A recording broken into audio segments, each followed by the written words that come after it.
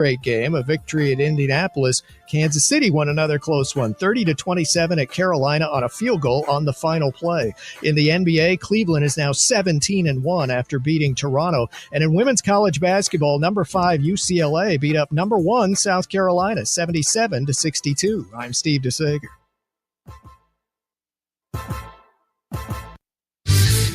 Your Omaha area forecast from the Godfather's Pizza Weather Center and KETV News Watch 7. Breezy and much colder to start the week Monday. Expect mostly sunny skies throughout the day with northwest wind gusting 20 to 30 miles per hour. Highs in the mid to upper 30s. I'm meteorologist Sean Everson from KETV News Watch 7. 1620, The Zone. Traffic. From the Pyramid Roofing Time-Saving Traffic Center. Hope you had a fantastic weekend. It's a quiet Monday morning in the Omaha Metro. There's no accidents or delays to report. There's just a car stall on southbound 72nd approaching Blondo. Otherwise, your morning commute should be smooth sailing for the moment, but if that changes, I'll keep you updated throughout the rest of the morning once traffic starts picking up. Be sure to buckle up, drive safe out there. I'm Joey Colbert. This time-saving traffic is brought to you by Saul's Jewelry and Loan. Hey, it's Ashley from Saul's. This holiday, Saul's is the place to stretch your budget and give amazing designer gifts for up to half off retail. We're also buying your luxury brand items to help you freshen up your style this holiday season. Designer gifts for less at Saul's. Velocity Clinical Research in Omaha conducts clinical trials for investigational treatments and research. Typical studies involve medications for high cholesterol, diabetes, infectious diseases, and acne. Some current studies include low T, RSV, fall influenza, pediatric obesity ages 12 to 17, adult obesity, and asthma. Velocity also performs vaccine studies. Studies are medically supervised and do not require insurance. Velocity recognizes your time is valuable, so they offer compensation for study-related time and travel. Find out more at velocityclinicaltrials.com. Suicide can be prevented by knowing the warning signs. And most importantly, knowing what to do if you recognize those signs in yourself, a loved one, or even a stranger. There are simple ways you can be there for someone, so they can be here for more tomorrows. Visit moretomorrowsne.org to learn the signs, how to approach the conversation, and where to get help. Or call 988 for help now. That's moretomorrowsne.org. Shop Woodhouse Hyundai during the Hyundai Getaway Sales Event.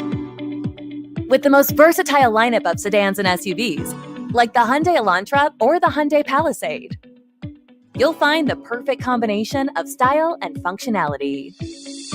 Receive 0% APR for 72 months on the full lineup of 2024 Hyundai Santa Fe's. And when you shop Woodhouse Hyundai, you can rest easy with Hyundai Owner's Assurance, America's best 10-year, 100,000-mile powertrain limited warranty. Visit one of our 2 convenient locations in Omaha, off 144th and Giles Road, or off 183rd and Dodge today. Or browse all our current offers online at woodhousehyundai.com or woodhouseplacehyundai.com. With approved credit, tax title license extra when financed with Hyundai Motor Finance. $299 doc fee due at signing.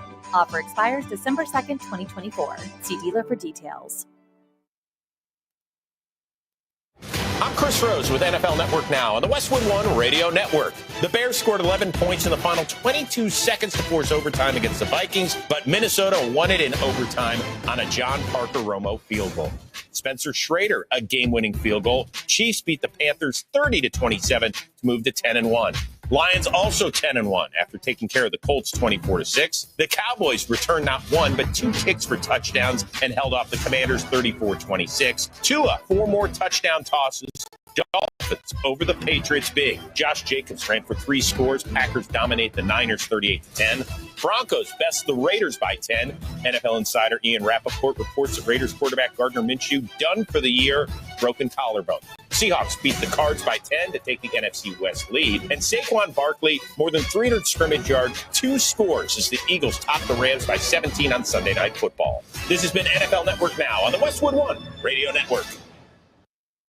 Wesley Financial Group is not a law firm. If you own a timeshare and you want out, you need to get the facts. Chuck McDowell, founder of Wesley Financial Group, has helped over 40,000 families cancel their timeshares permanently, and he may be able to help you too. Call right now, and Chuck will send you a timeshare exit information guide for free. It explains how your timeshare works and all your options for cancellation. You want to call 800-761-0000. That's 800-761-0000, paid for by Wesley Financial Group. On the battlefield, there's a saying America's military men and women live by. Never leave a fallen warrior behind, ever. Off the battlefield, Wounded Warrior Project operates with the same goal. Wounded Warrior Project was created to help our men and women returning home with the scars of war, whether those scars are physical or mental. Wounded Warrior Project. We never leave a fallen warrior behind, ever. Learn more about what we do at woundedwarriorproject.org. If you're living with dry age-related macular degeneration or dry AMD, you may be at risk for developing geographic atrophy or GA. GA can be unpredictable and progress rapidly, leading to irreversible vision loss. Now there's something you can do to slow it down. Get it going slower. Izervay is proven to slow GA progression. Izervay gets GA going slower. Izervay or avacincaptad pagel is a prescription eye injection used to treat GA. Don't take it if you have an infection or active swelling in or around your eye. Izervay can cause eye infection, retinal detachment, or increased risk of wet AMD. Izervay may temporarily increase eye pressure. Your vision may be impaired after an eye injection or exam. Don't delay. Ask your doctor about Izervay today. Izervay gets GA going slower. Visit Izervay.com. That's IZERVAY.com. Paid for by Astellas Pharma. Husker Review Monday is powered by McInnes Roofing and Sheet Metal. Looking for trusted experts to protect and enhance your home or business? We are McInnes, Nebraska and Iowa's go-to choice since 1981. For commercial or residential projects, trust McInnes Roofing and Sheet Metal. Visit McInnesInc.com today. Email unsportsmanlike conduct on the Equitable Bank Zone Inbox with whatever is on your mind, from your hot takes to what you think is one. The Zone Inbox is brought to you by Equitable Bank. We take banking personally. We want to hear from you on the Equitable Bank Zone Inbox. 1620 The Zone. And Heinrich's going to take the snap. He's got Dowdell to his right. Wide receivers left and right from the 5. Motioning now is Bonner. Now lines up as a wing. Turn. Zone read. Heinrich keeps it himself off the right side, and he is in. Touchdown, Nebraska. Heinrich Harburg's first rushing touchdown of the year. Nebraska lickety split down the field to take the lead 6-0. Man, beautiful concept. A little front side action. You would think power, but they gave you kind of some lead action. Boy, you like it. I love it. How about that? Beautiful. Pistol set. Dowdell the back behind Dillon. Twins to the near side. From the Badger 12. Banks motions. They give it off to Dante. He's got a seam. 10, 5. Touchdown, Nebraska.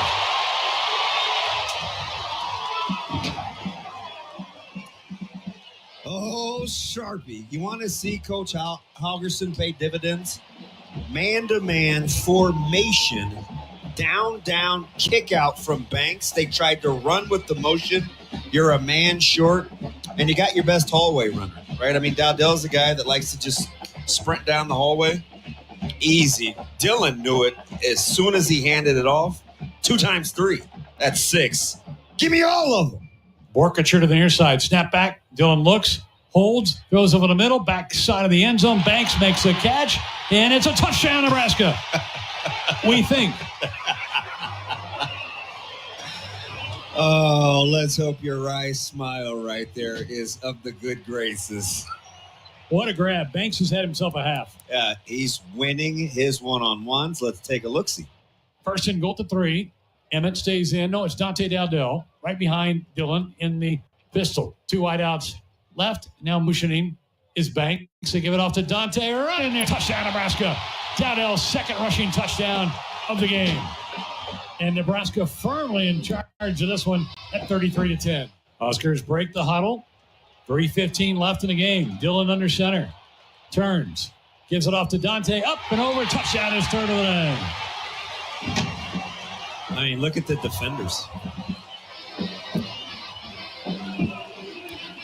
And there's a Badger down. Wisconsin's a beat-up football team. Students are pulling onto the field. Second time they've done that this year. They didn't have the Colorado game.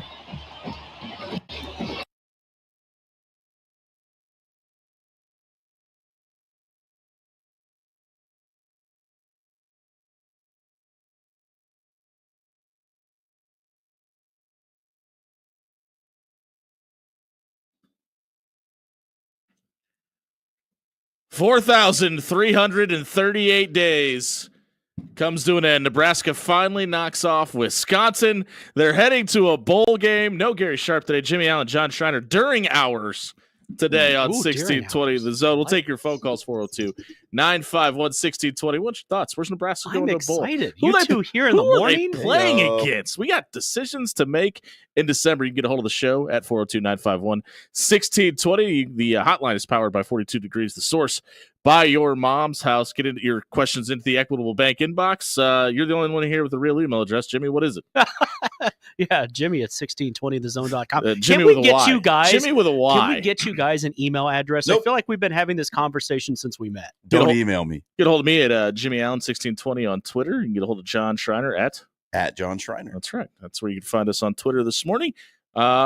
Hey, opening up the show that way, like who needs coffee now? Yeah, Nobody. let's go, man. Give me all the Nebraska touchdowns from Saturday. We are good to go. Nebraska That's had it. 293 passing yards. That's 293 passing yards. That's the third most in this rivalry's history. Nebraska outrushed Wisconsin 185 to 117 on the ground. They had 4 rushing touchdowns, most by Dante Dowdell, which you heard in that clip put together by Jimmy Chavez. Wisconsin does not rush for a touchdown in this game, and that is something that really caught my eye. Nebraska did not allow a single rushing touchdown at home this season. Thank you to Keith Mann for that stat, the SID down in Nebraska. This is only the 4th time since this game became a conference game that Nebraska outrushed Wisconsin. Last season, they did so in 2015. They did when Joel Stave absolutely torched Nebraska for 233 yards to the air. I want you to take a guess what that last one was. 2012, when Nebraska last beat Wisconsin, They outrushed the Badgers 259 to 102 in that 2012 win. One thing I can't believe that didn't get more run this week was it was almost talked about ad nauseum all last week. This team had the flu running through the locker room. They looked incredibly healthy, and obviously this offense has looked much improved since Dana Holgorsen has showed up. Weird, right? Weird. Took him 3 weeks to fix the run game, folks. 3 weeks. A lot of Red Bull. I think that the team that we thought we were getting out of Nebraska when the season began, the team that we thought would show up on the field, it just took them 12 weeks to get there. Yeah, and the other thing, this is the one game since in this entire rivalry since they started playing as conference opponents. Nebraska won the turnover battle. Yep. They had not won the turnover battle in this game until this year. When be honest, when the season started, that's the quarterback you thought Dylan Raiola would be. Yeah, and he kind of looks healthy too. But I think that ankle injury was a little bit more serious than people thought it was going to be. The back injury is like nothing to sneeze at. He was having that issues rotational that, force though. when you're throwing the picture of him rolling the ball like a bowling ball is going to be iconic forever. And he talked about in the post game afterwards, when they asked him what it feels like to get to 6. And this is the mentality you need in this locker right now. He goes, well, next year it's playoffs. And I think that's it to take the next step forward. Because yes, and Matt Rule talked about this in the post game too. It's nice to celebrate 6 now, but this is the last time we're celebrating 6 wins.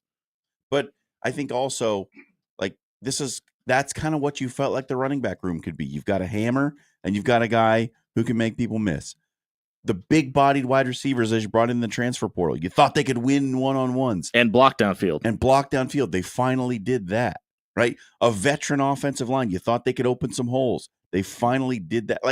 All the things for the offense just sort of fell into place the way I think we expected them to from day one. Well, I think you got to give the scheme a little bit of credit, though, because we've seen some wrinkles, specifically on that opening touchdown that Jimmy just played with Tyner Carberg. That fake it to Dante Dowdell, let him go be the lead blocker and go quarterback follow behind him was a really, really nice touch. Yeah. I think Ja'Cory Barney obviously had his career high day in receiving, but I think a lot of that is because of the motion wrinkles that they've thrown in. Where they motion him out of the backfield and then throw it to somebody downfield or end up giving it to him. that's a lot of what you're seeing Texas do, and the success that Steve Sarkisian has had. They're building off that motion and developing plays outside of it. And then like the complementary plays too, where you had Barney lined up in the backfield. He motions one way, and then they throw the ball on the swing pass to Emmett Johnson coming out the other. I mean, just that stuff there is like the ability to confuse and make the defense have to watch a bunch of different things, like to make their eyes go to the wrong place. Yeah, that's good offensive scheme. What you just mentioned is exactly what happened on that Jamal Banks touchdown in the back of the end zone. They motioned two backs both ways, and they let your 6'4" wide receiver beat you over the top. It's death by 1,000 cuts, and we talk about simplifying things down for Dylan. Like that looks complex, but from a quarterback standpoint, you have two reads and then throw it over the top and try to let your guy win. Yeah, it's that simple. Everything just looked sharper. Like everything looked more polished, and you can say something about the opponent. They're totally banged up. Their best defensive player missed the game. Their second best defensive player got hurt, midway through. But they dominated. And Nebraska hasn't done that. And it was refreshing to see a Nebraska team put it together on both sides of the ball. Yeah, and I was just about to say that because the one thing, listen, rightfully so, guys wearing 7, 2, and 8 on defense have had a lot of flack thrown their way because they've had some pretty big missteps this season. Deshaun Singleton probably had his best game as a Husker. He played awesome. Yeah, a guy has taken a ton of flack this season, stripping the ball out that led to that field goal where Nebraska was only up 21-10. Obviously, completely changed the trajectory of that game. But just watching the post game show, the post game press conferences a week ago, and just seeing how deflated Ty Robinson looked. Like it looked like he just had that mentality of, I can't believe I'm having this same conversation again. Yeah. And just see, I took a side-by-side picture a week ago and then on Saturday. His shoulders are about 6 inches higher up in the air after that game on Saturday. Just so happy for him. Luke Reimer, Nash Hutmacher, all those guys.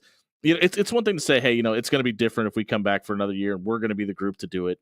7 different groups have said that. Yep. And this is the one that finally does it. The difference this time was that they had a chance to blow it and they didn't. Yeah. Like, well, honestly, that's the difference. Luke Fickell talked about this in his post game, and the reason they ended up getting that delay of game penalty on the missed field goal was because they were thinking about faking it. There was a little bit of a conversation that took too long to get it in and ended up being a delay of game. But how much different does this game look if they make that field goal? Because because they throw the flag and he makes it, you're talking about a 1-point game at that situation. Is this team able to handle that pressure? Yeah. I mean, obviously, hindsight being 2020, they came out and were able to maintain throughout and obviously put their foot on the gas and never took it off. But I wonder how much different this game looks if they make that field goal. Yeah, pressure does weird things to people, right? So, and we know that specifically this team doesn't do well in pressure situations. But honestly, we can't know. Like, we'll never know. But with the way that they were playing and the way that they looked in that game, they looked ultra confident. They knew what they were like.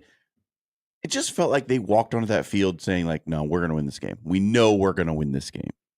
They knew something when they stepped on the field. Matt Rule was asked, is any part of today a relief? And without hesitation or a second breath, he said, 100%. Yep. There's something about playing Wisconsin, he said, because he talked about when he was debating taking this job, it was Wisconsin week, and Wisconsin was running the football and able to establish the dominance that they had. And then he finished it with saying, we're not snake bit. There's not a curse. We need to just go out and play well. And he's been hammering that. And it finally looked like it kind of took toll with this team on Saturday. Yeah, and that's all part of it. That's all built in of, like, so many times we've heard, oh, this team's cursed. They've got a curse. There's a curse on them. And I don't know how you could watch them play and think anything other than they're just not very good. That but here's the other thing. Like, yes, it's one thing that it's Wisconsin, a team that you haven't beaten in 11 tries. Yes, it's the game to get to 6. But this is, and you pointed out, their top 2 tacklers were out for the majority, one for the whole game, one for the majority of the game. But this is a team that held the number 1 team in the country to 16 points last week. Yep. And you just hung 44 on them. You want to talk about something to build off of and a brick to put in place to give you a foundation to build off of? That's absolutely it. Absolutely. I just felt like there were a lot of times where people didn't want to believe over these past 7 years that Nebraska was actually as bad as they were. I don't think anybody actually believed that. But the thing is, we wanted to attribute it to some sort of curse or bad luck, or we're not getting the ball to bounce our way. We just need one break. Sure. Well, we just need. I think there's only one like, person saying that, but that's fine. But here's the thing: like, you have to create the ball bouncing your way. You have to be in position to pick it up when it bounces your way. Shout out to Scott in Arizona. You have to make the break happen. You have to break the other team. And they were just never able to do that. And finally on Saturday, they were able to create their own luck. Well, and I think that we have to point out, too, that there were certain things that didn't go Nebraska's way, and they were able to overcome. Because I think that touchdown in the corner of the end zone where the receiver came up and the ball popped out, I don't think he was done in transition. I don't think that should have been a catch. Even I know Mike Pereira said that he thought the catch was completed. I disagree. I mean, and the only reason I disagree is because we've seen catches with lesser motion than that be ruled out of bounds. I think if the player doesn't come up with the ball willingly, to me, that has been the rule, is like, yes, you have to maintain it to go to the ground, but we've seen guys come up. I remember that Seahawks-Giants game 3 years ago where the guy got up and just tossed the ball in the air. Like, oh, you didn't maintain the catch. It's like, he threw it himself. Like, what are you talking about? But I like, there were certain things that didn't go Nebraska's way, and they overcame them. And I think that's as important as getting the 6 wins. But here's the other thing. In the past, we always talk about, well, they were inside the 23 times and missed 2 field goals, right? Yeah. That was Wisconsin. Wisconsin did that. Nebraska's defense put them in situations how about John Hall, where man? it was the opponent who had an opportunity to miss a field goal or two and put themselves in bad spots. Wisconsin came up with the timely penalties to kill themselves and shoot themselves in the foot. Like, not Nebraska. These are the things that they weren't doing before. They weren't putting the other team in a position where it was their turn to have bad luck and fail. Yeah, how many times have we seen the opposing team take the opening kickoff back and set the momentum up early and then hit key field goals when they needed to? Corey Barney takes the opening kick back and sets the tone early and gives Nebraska good field position. They hammer it down the field. And then Nate Vakos, to your point, 1 for 3 from kicking field goals. John Hull, 3 for 3. Perfect. And there's so many times where Nebraska has been on the opposite side of that. And to your point, that's creating your own luck. That's putting things in place to make sure that when things do go bad, when you do get a touchdown that maybe shouldn't have been a touchdown called against you, you already have stuff put in place where you've got momentum heading your way. Like, get a stop in the red zone. Force them to kick a field goal with their college kicker. You know what I mean? Like, it's not a given that they'll make it. Also, running backs hitting the hole. John would know after yesterday about kickers missing kicks. They should Jimmy. I had to. We're gonna get to that in a minute. I was gonna go this long without saying one thing. I was letting him tee. I was gonna let him tee this up later, but I'll let you get your shots in now. Oh no! It's just a quick little deal. What the hell happened in the last 15 minutes of that Cowboys Commanders game? Chaos. All the things. Yeah, all the things. Everything. An entire football game took place in 12 minutes. But we got a great show lined up with you. Speaking of what we're gonna get to today, our good buddy, your good buddy, everybody's good buddy. Ben Audi is going to join us at 8:00 from the BA Coaches Show. Evan Bland at 8:30 from. He's still he's with the World Herald, right? He is. Yeah. The Omaha World Herald. Something's happened between Saturday. And Evan, I don't know anything you don't know. I promise, man. I'm not setting you up for anything there. And then Jacob Bigelow is going to join us at 9:00. We might talk about the Nebraska Creighton game. We'll see if we can get. You sure? If you don't, I have it on good authority. Bigelow. Lots of it will be discussed tomorrow. Yeah. Did you like my NASCAR take, by the way? I did laugh out loud at breakfast. The lineup is powered by by the rooferees of John Higgins Weather Guard as well. Jimmy Allen, John Schreiner in for Gary Sharp on the Gary Sharp Show today. It is a celebration here in Huskerland, folks. So let us know what you think about Nebraska's performance. Their big win over Wisconsin, 44-25. Short week too. Please do. The chat as well is alive as well, and I don't think I'm not gonna lie, Jimmy. I'm a little disappointed by the chat this morning. It's usually a pretty lively bunch anyway. It's not as lively as I thought it would be in celebration. No. So it's going to get going here. It's because it's the 6:30 segment here. Our regulars are coming in. Trust me. Well, we'll get to those and a lot more as the Gary Sharp Show rolls on today. No Gary today. Jimmy Allen, John Schreiner filling in for the Sharp this morning. We'll be right back on the other side of the break.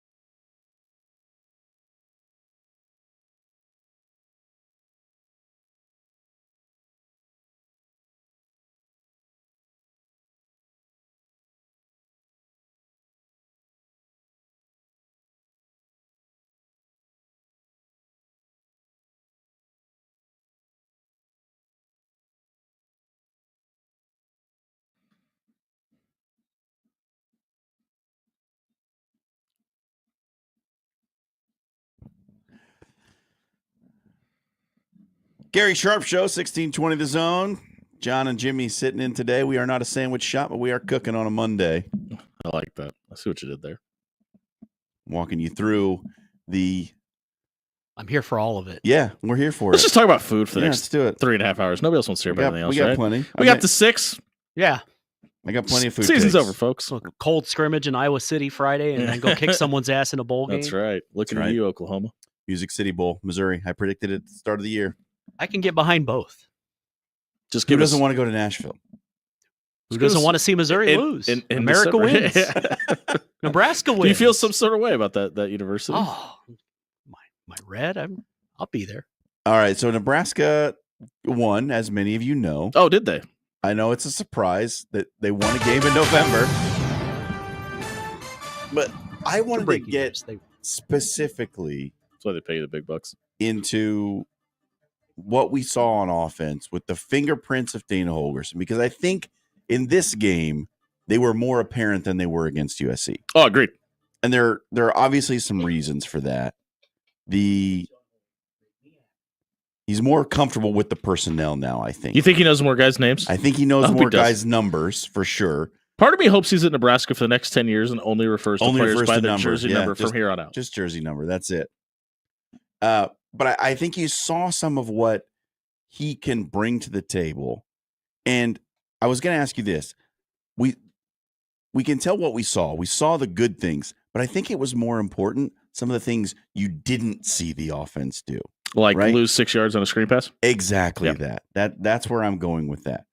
You didn't see those negative plays. You didn't see running backs getting the handoff and getting stoned in the backfield. You didn't see passes being thrown horizontally to a small wide receiver on the perimeter. And more, I think most importantly, Nebraska left with all 10 of its toes on Saturday. Sure. Too. You didn't have that big time penalty where guys were killing drives or making errant mistakes. And there was a couple of mistimely timeouts, which has kind of been a staple of the Matt Rule era, unfortunately, even at Temple and at Baylor. But he kind of alluded to that in the press conference, talked about why. Dana knew what he wanted, but didn't know the terminology. And like the fact that they hung up 44 on this Wisconsin defense and the run game looked as dominant as it did is all that more emphatic and refreshing, knowing that the guy calling the plays doesn't even know how to correctly call them in. And if this can look like a polished project by the time you get to whatever bowl game you end up playing in, recruiting might get really fun. Yeah, and specifically I wanted to talk about the run game because I think it's not necessarily about the scheme.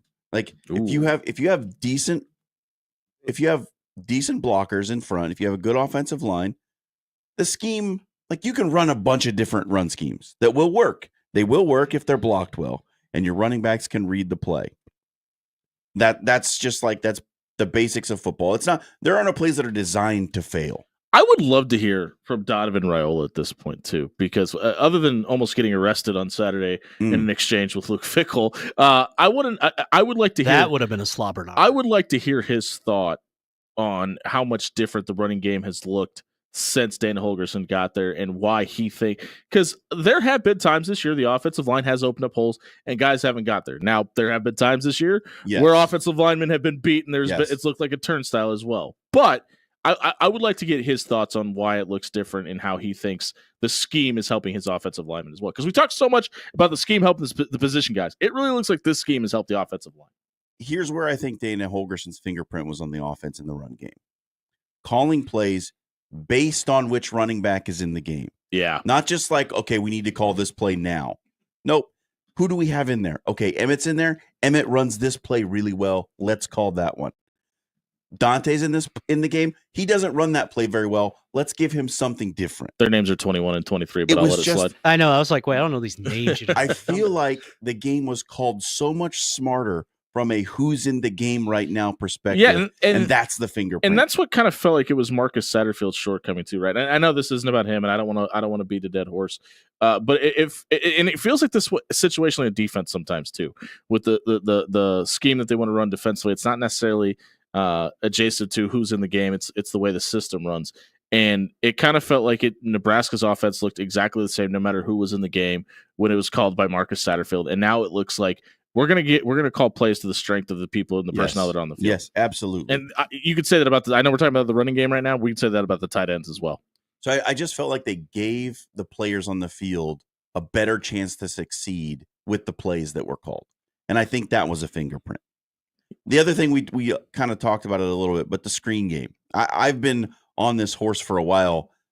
As long as I've known you. If you want to make the screen game a part of your offense, throw the ball to the guy who's used to running behind blockers.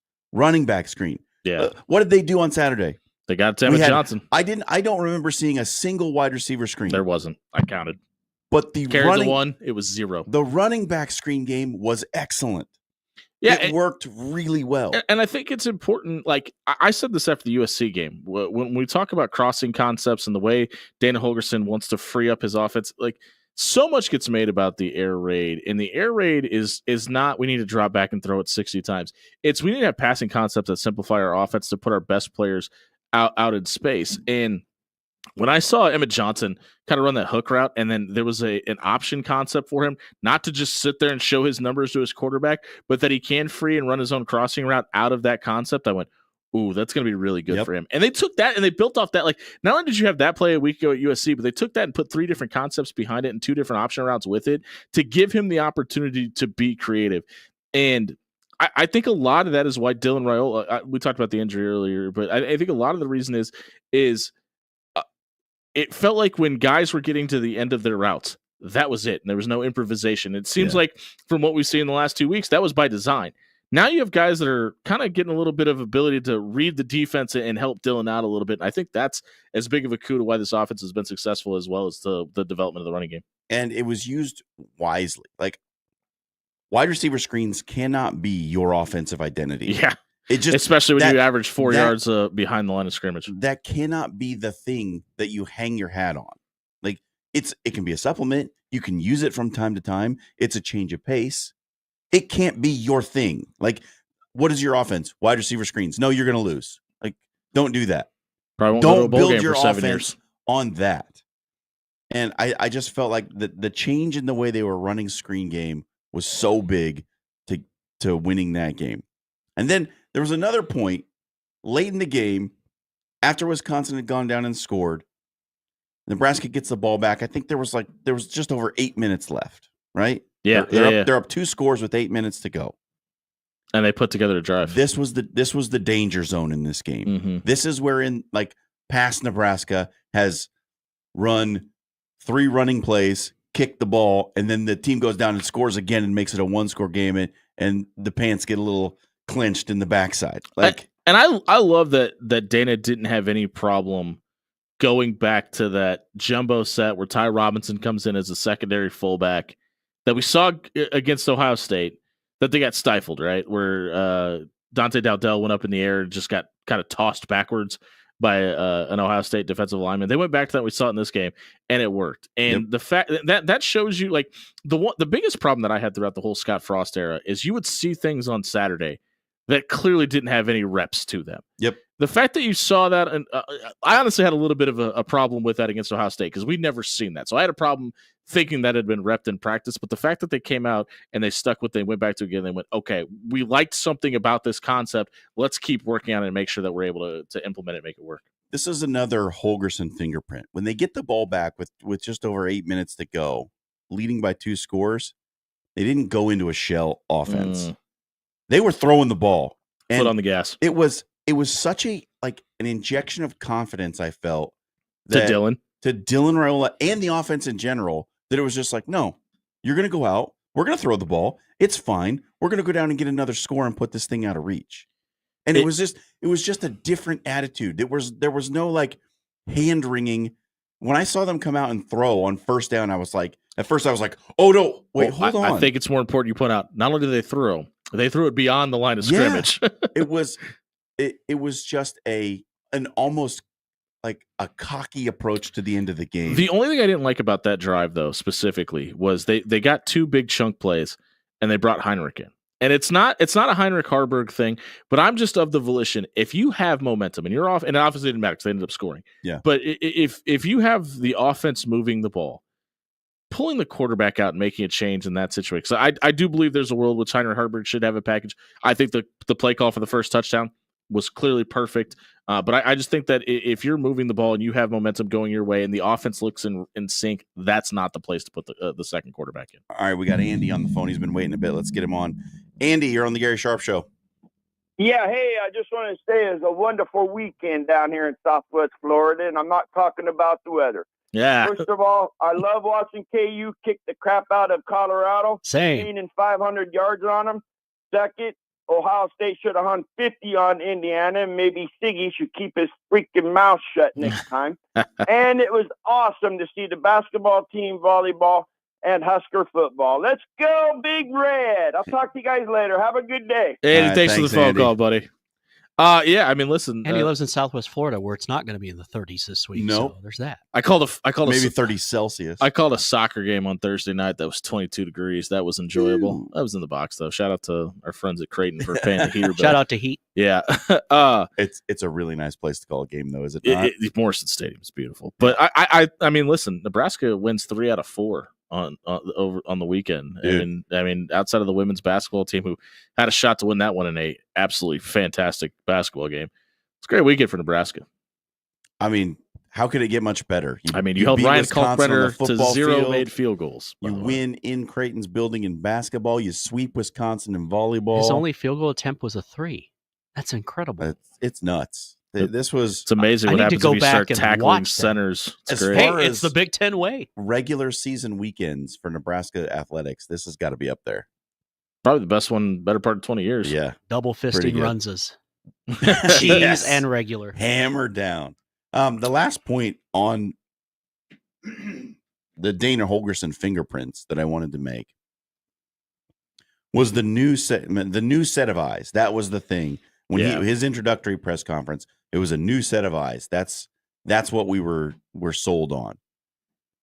That has come to bear fruit now. Like, I think that his comments about, coordinators and position coaches falling in love with certain guys, need a new set of eyes to tell you what's happening. They didn't make a bunch of personnel changes. I don't think they've made any. They didn't switch which players were playing.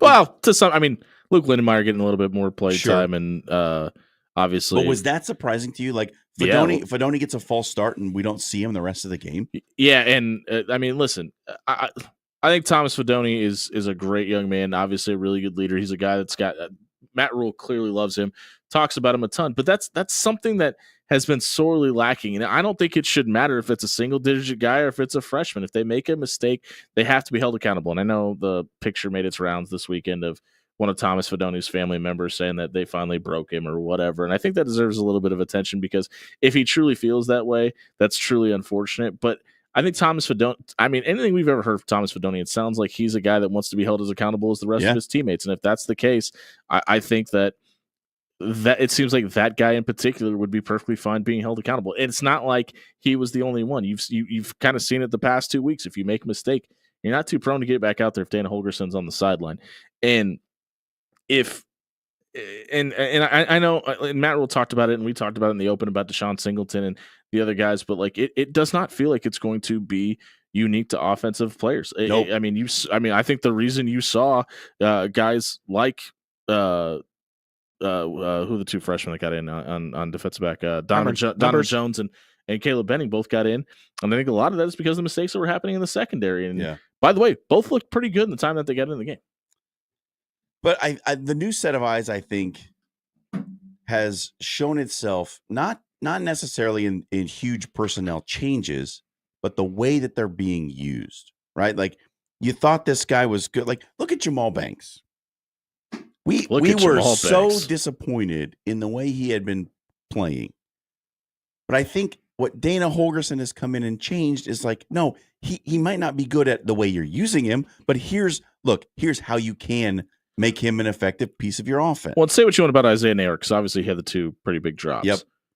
But he looked different. He was getting separation. There was plays called for him to go out and make a play. Not only just get separation, go up and climb the ladder, be 6'4" and make a big time play, which is why you brought both of those guys into this program in the first place. And then just like find a way to get the ball to Ja'Cory Barney. Like, do a bunch of different things beyond the line of scrimmage. And he looked really good. We didn't see Jalen Lloyd get a toss this week.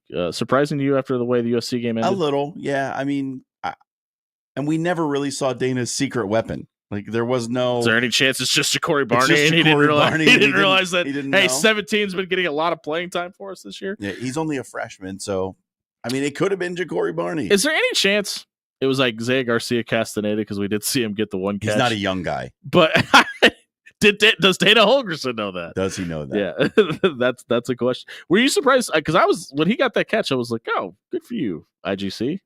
Yeah, because we just haven't seen him. He's in the offensive scheme. He's been back there fair catching a ton. Yeah, but I felt like all that stuff, all of those little changes to not necessarily who's playing, like but how they're being Jimmy right used.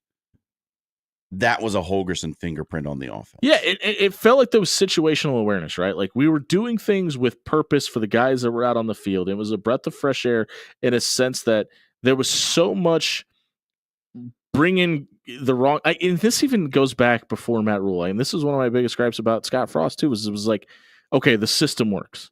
Yeah, but the system works better when certain guys are in key positions, right. And I think that's important. And that's what like. I know Matt Verzal talks about this all the time where guys that are offensive coordinators think their brain's bigger than it is.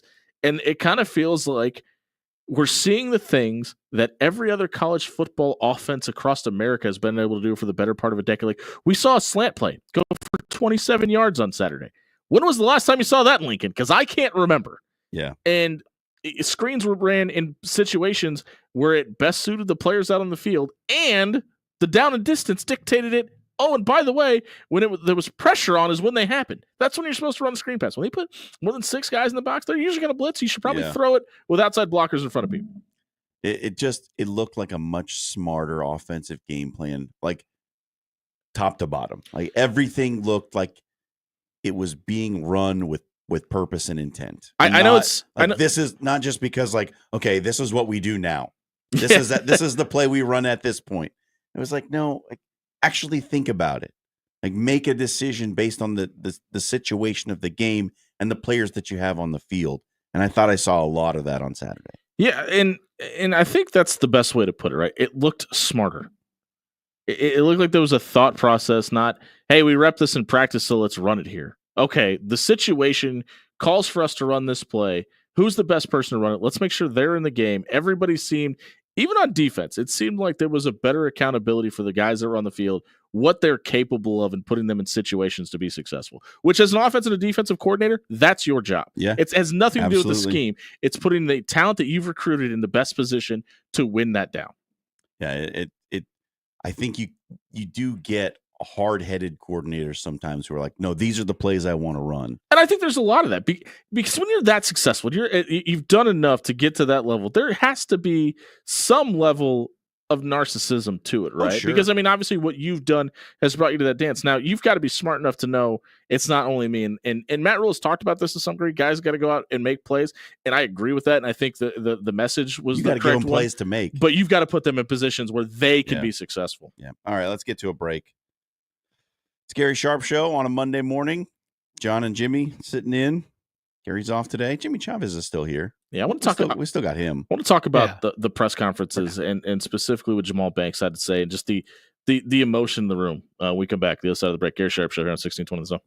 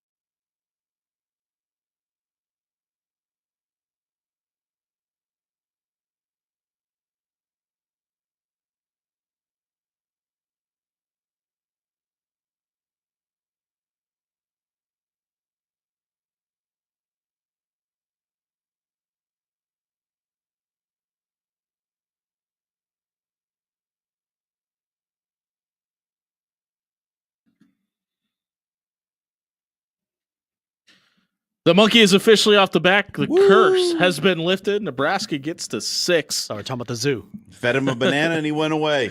And Jimmy Allen, John Schreiner in for Gary Sharp on the Gary Sharp Show today. Jimmy Chavez playing the role of Jimmy Chavez this morning. It's before hours because the sports schedule can't take this away. It does allow. The sports schedule allows John and Jimmy to be here in the morning.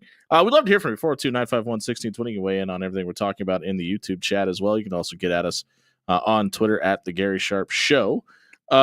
Rick in the chat is just trying to speak into existence. Oh, I was just about to get this. Nebraska beating Iowa. This is exactly why I was going to say this, because I was here with Gary on Friday, and Rick and Captain were speaking into existence that they would win. Rick and Captain posted in the YouTube chat, I think 487 times, the Nebraska football team will win on Saturday. They won. They manifested, so they're doing it again. Make sure you send Rick and Captain their flowers and or a frosty drink today. Shout out, boys. They clearly put in the work and deserve it. Or a hot drink. I don't know how they like it. That's true. I mean, no judgments here. This is Anything. a safe space, right, Jimmy? Yeah.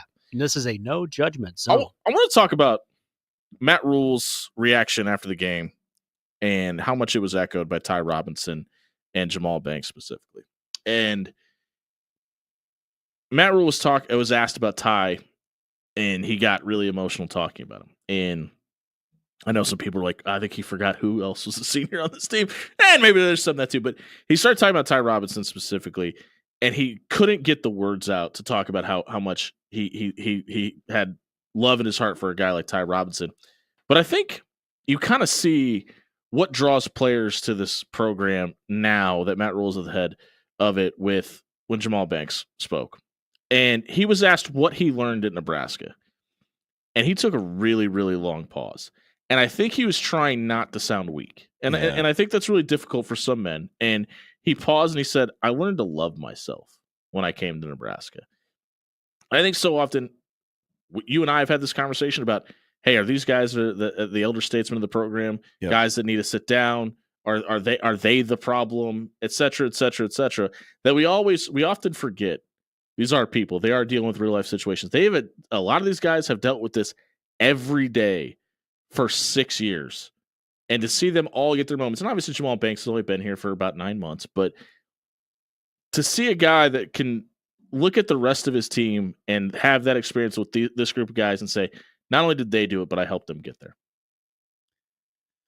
Yeah, it makes a difference how you treat people. Sure. Right. And I think we hear about it, but more often the thing that gets attention is the coach who is mistreating his players. Yeah. That's the headline grabber, is the coach who is, berating players to the point where they're having mental health issues.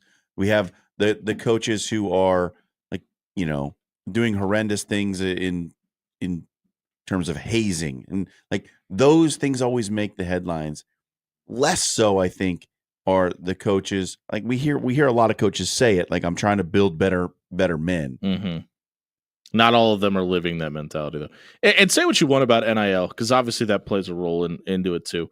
But I think it says a lot about Matt Rule how many guys have decided not to leave this team. And you saw how distraught he was. I think it was Wednesday when he was talking about having to cut this roster down.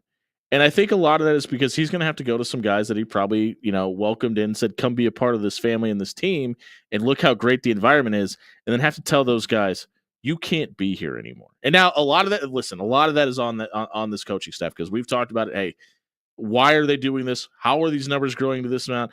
And he said, Matt Rule talked about it, I think, in the summer, that I'm going to continue to build my roster the way the rules currently dictate me to be able to do that. Well, they've been telling you for a while that the other shoe was going to drop. So I have some questions about how that's all going to play out. But I mean, obviously, you could see the one thing about Matt Rule, he wears his emotion on his sleeve. I don't think that he clearly is the son of a preacher, and it sounds like it when he speaks. But when he talks about the love that he has for the guys in his locker room, it seems incredibly genuine. And that's the key, right? Authenticity. Because if you're a faker, you're going to get found out really quick. And I think he's believed everything he said, though. I don't think Matt Rule's a faker. And I know there was some sentiment out there that he's a salesman. He's just a talker. Every head coach is, though. But there is an authenticity about the way he talks about it that I don't think is all that common. That he says the things that you hear other coaches say, but it's more than just lip service somehow. Like it feels different when he's talking about building better men and truly loving the players that he has on the roster and the way that he has to go about building this team. And I think it says more the way his players talk about him than he does about his players, because it's one thing to be a salesperson, but to be able to get your players to reciprocate is obviously equally as important. We got to get to a break here. Top of the hour on. We already did. Okay. All right. Well, never mind then. I'm texting you back. Okay. No, you guys cook. You guys are ahead of schedule. John put it, so I thought we were. I was looking at the clock like, oh no. Oh no. Yeah, yes. You guys are getting used to it. So that first break before the show was the first break, so to allow breathing room. So no, you guys cook. All right. Well, and obviously we talked about with Ty Robinson though, like if for everything that guy was for this program, I mean, Scott Frost sent his entire coaching staff down there to make sure you go get that player, and he could have definitely been an NFL guy last year. Like he's a guy he could be playing for money right now. Yeah, he played for a lot of money. I think he'd probably be close to a practice squad guy. Probably not a contributor day one.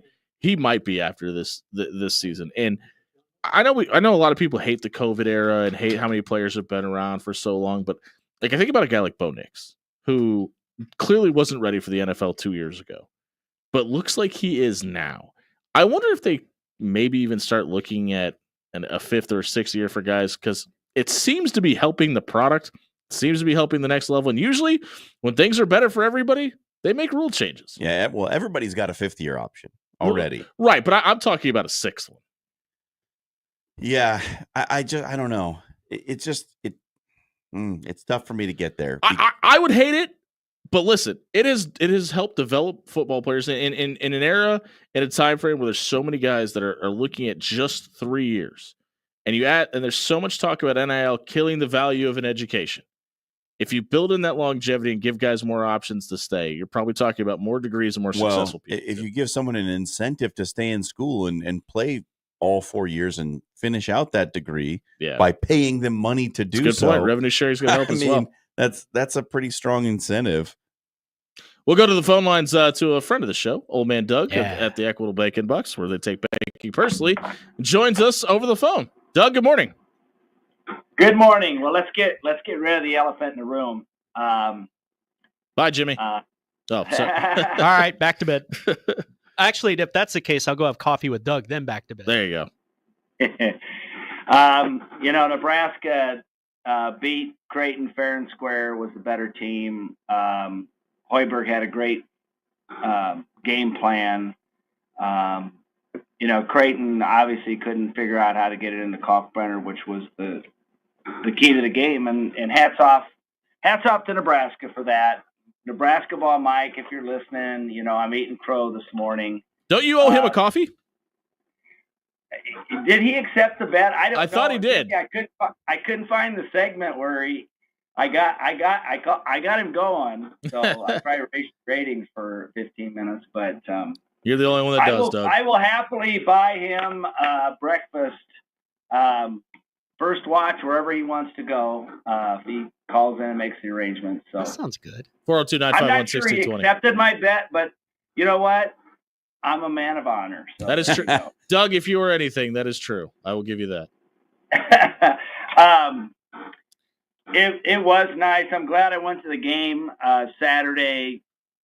The crowd was really good. Hey, did you get up and jump around after the game? I actually was just going down the ramp but that was an awesome troll job. Yeah, how about that? And there's no fans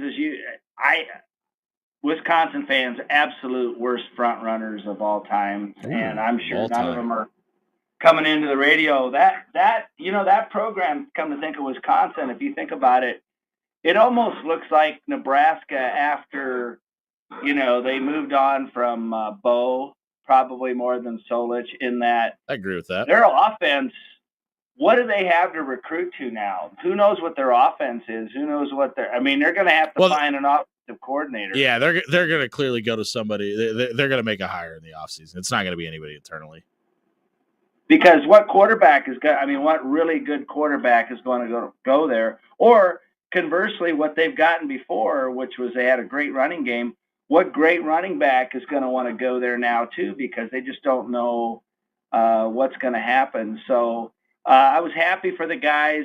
We still have secondary issues and some kick coverage issues. But other than that, John Hole, in my mind, Alvano, it's not Alvano's job anymore. I think it's John Hole's job to lose. And somebody was telling me that they were talking to Chris Brown about the kicking and how bad it was. He said, really, it was more the long snapper than it was the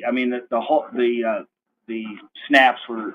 So obviously when you don't know where that ball is going to be when you put your foot down, it's a little bit like golf, Doug, do you golf?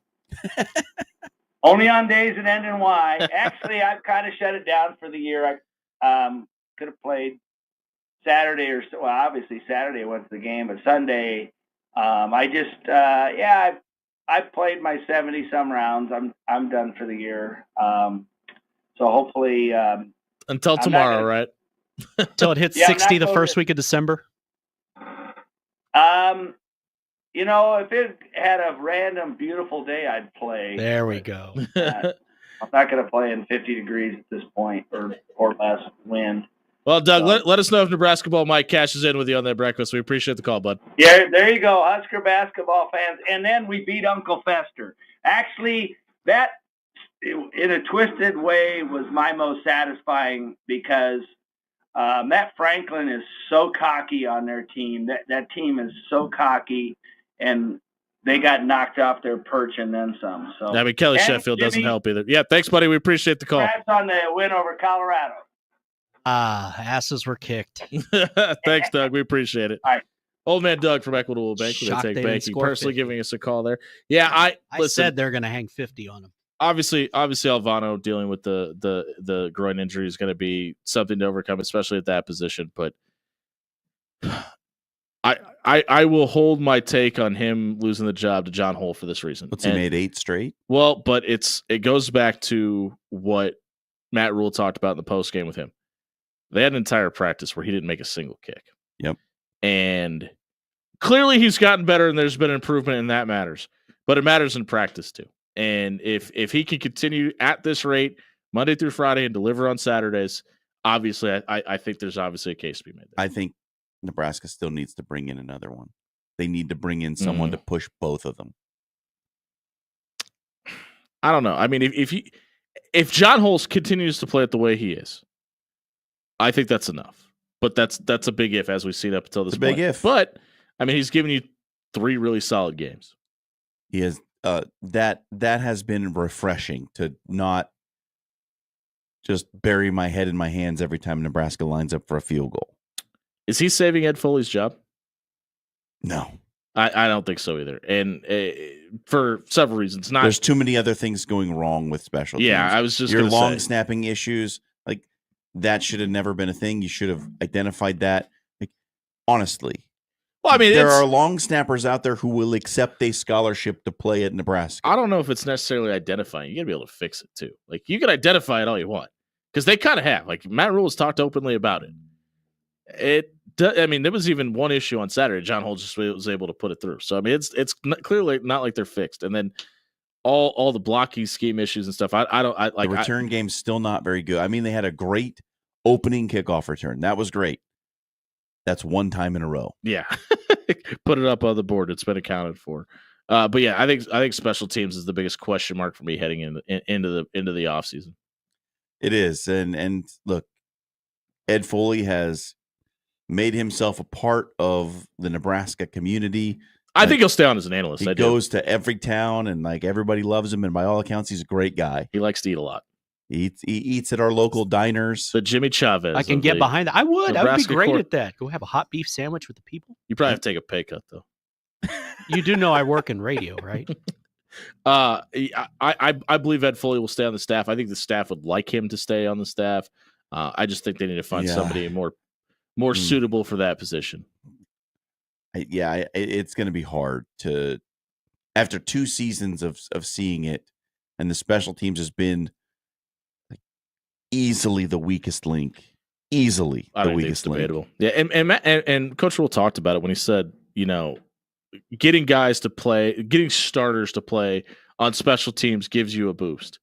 You got to find a way to keep those guys healthy and find those gems on the roster that can help contribute and make sure, yes, Jacory Barney is absolutely explosive, but you need him making plays for this offense. He can't be the only reason that there's a spark in your special teams unit. Yeah, it's going to be hard. But again, it's big boy football now. We're going to have hard conversations. There are going to be things that we have to put our feelings aside, and we have to talk about what's best for the program. I believe this gentleman in the YouTube chat's name is Daniel Campanen.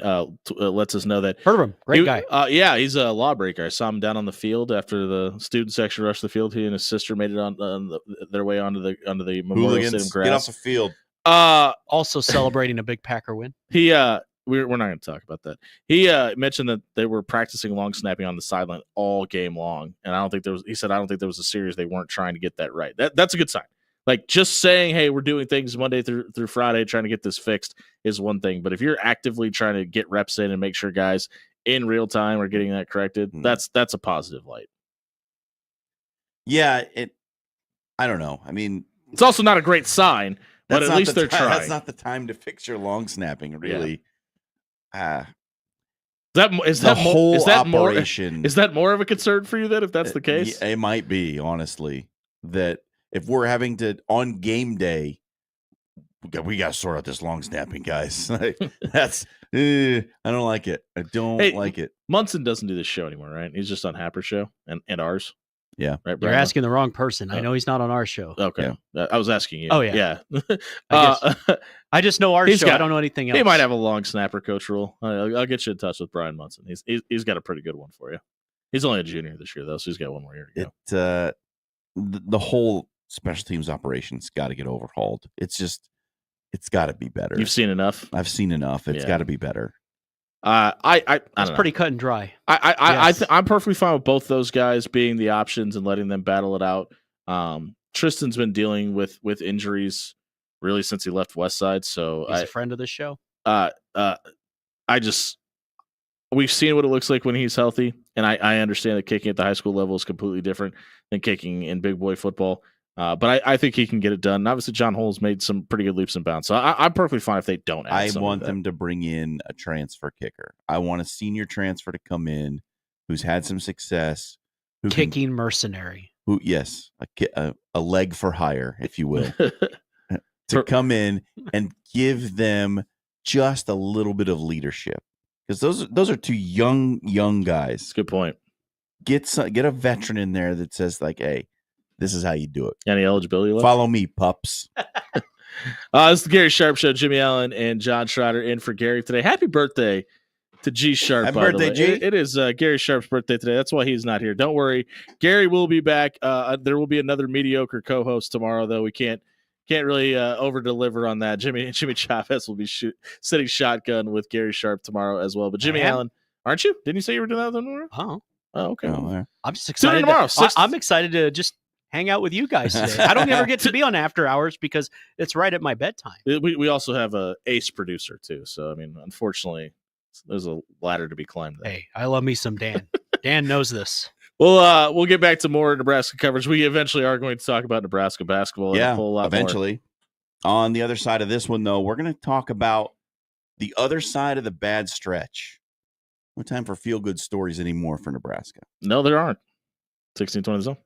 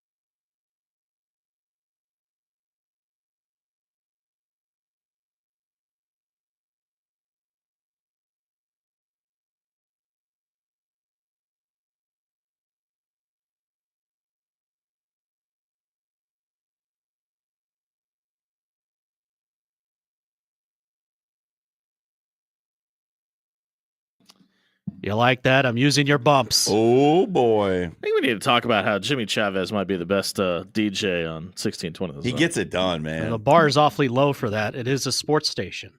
I mean, Nick Grimm is of music. He is. So, yep. He's a Vegas man now, though. That is true. He's too good for us. Gary Sharp Show. Jimmy and John back with you. Filling in for G, who's off for his birthday. Happy sweet 32nd, Gary. I just want to say one thing to the stream chat. Good morning. Good morning, first of all. So 2 things. Well, now you're lying to him. And can John. you guys just be happy for a bit? Ooh. Can you guys just enjoy your lives? Nebraska won. They're bowl eligible. They kick Creighton's ass if that does it for you. We got people in the chat just like throwing darts about trash secondary and like Nebraska won. It's a holiday week. Let's be happy. We don't get this around here. I will celebrate. I will play devil's advocate. I want to hear this. And be on team chat for a second because we have not been able to enjoy things for a long time. And when your head coach comes out and says, this is the last time we're celebrating getting to 6 wins. Yeah. I think about the differences in how we feel about this season if we're talking 6-6 versus 7-5. Because that might be a 1-game swing, but that feels like a giant difference. And if you can get this team to 8 wins, if you not only win on Friday, but you go win a bowl game, and I know it's a bowl game, and they're probably going to hang up a banner or just change one with a number going up. You don't apologize for winning. But that is a huge, huge momentum swing. It's amazing how the difference that 1 win makes in a season, right? Like when you think about a 7-5 team, you're like, oh yeah, it's a decent team, right? When you think about a 6-6 team, you're like, they barely made a bowl game. It's the connotation around the 2 7-5, 6-6 records is so different. You have never beaten Wisconsin and Iowa in the same season without eventually losing to one of those 2 teams in the end. It's never happened, not since you joined the Big Ten. You obviously beat both of them in 2012, but then you let Melvin Gordon run for 9,644 yards on you in the Big Ten championship game. You've never done it. And I get it. Should people be happy today? Absolutely, you should be happy about what happened on Saturday, but you've got to move on to Friday, and you got to think about the future. And there's still a lot of people out there that have their doubts about Matt Rule and his ability to manage in game, and can they put it together? And is Dana Holgorsen enough to overcome? And is Dylan Rydell who you saw on Saturday, or who you saw in those struggles earlier in the season? And I think there's some validity to that, and I think it is not only be okay, but I think to some degree the fans' job to continue to hold this coaching staff accountable going forward. I agree, but also enjoy it. Enjoy this one. Maybe Darren was happy on Saturday. Now he's just all business. In his defense, it's cold. It's Monday. Okay, it's November. It hasn't been cold all year. Darren, it's Thanksgiving weekend, man, or Thanksgiving week, buddy. You need to be thankful. I'm just trying to present. You were devil's advocate just now. You're the resident curmudgeon, though. Exactly, and I'm proud of it. But even I'm happy today. You can see it on my face. I've got my happy colors on. Is it because Sanders got his world rocked? Darren said he was. KU? Darren said he was happy when they flipped him up. I did too. I actually thought his ACL was. Oh, he's dead. Darren said he was happy, but Darren, that's a bad take. He said without Ty, we're so bad. I think Nash might be more important to this defense. I get that Ty Robinson is a really, really good player. He chews up block. And Will I ever get my fat guy touchdown? No. Listen, both those guys are athletic. I don't know how many running backs they're beating to the end zone. Just never know. But the point, though, does segue nicely into the topic I wanted to get into. And this feels like a watershed moment for this program. Does it not? It feels like we're on the backside of a very, very bad dream. Like we've woken up from the nightmare. Brett Cianci had tweeted this out. This is the worst 10-year stretch of any blue blood in college football history. Like it has felt this bad because, pause for effect, it has been that bad. Yeah. It is that bad. It is the worst stretch in the history of college football of a, quote, blue blood program. And now you have to not go backwards from this. You can't regress. You cannot, okay, you got bowl eligible. Now's not the time to rest. We can't have the feel-good stories anymore about, oh, this guy finally, he's been here forever and now he's on the field and we're letting him play football. Nope. No more of that. We're not doing that anymore. You can either play or you can't. You've heard about big boy football, right? Well, we're moving into an era of adult football. Yeah. Like this is beyond everything that we've known before. There's money on the line. You're going to get paid to do this gig. There's no time anymore to hold hands and coddle and wait and bring you along slowly. Like, no, you better show up and come to work every single day now. Do you think this coaching staff changes their philosophy, though? Because I don't think you can. And I know Rule's talked about the transfer portal and going out and getting guys that can make an impact right away. And the difference in that approach that they never really have taken as a staff, I don't think that's what you necessarily need. Listen, Nayer's great. Banks is great. But it feels like this coaching staff at its roots is going to have a really hard time adjusting to changing from being a developmental program into we got to go out, we got to fill holes in a year-by-year basis. But I think they're going to struggle with that. You have to, though. You have to be able to adapt to the environment that you're in. I agree, but at some point, there is a much better value to taking a kid that is 18 walking in your door and doesn't know anything other than your system and stringing them along for 3 seasons and making sure it's a polished product at the end. That is always going to be more valuable than a guy that you brought in off the street that is just looking for a payday and to put his numbers up so he can get to the NFL. And not all transfers are that way, but that is more than likely going to be the case in most situations. Yeah, and the thing about it, though, Jimmy, that I wonder about is, can you still do it that way? Can you keep all those kids on the roster while they wait to play? That's a good point.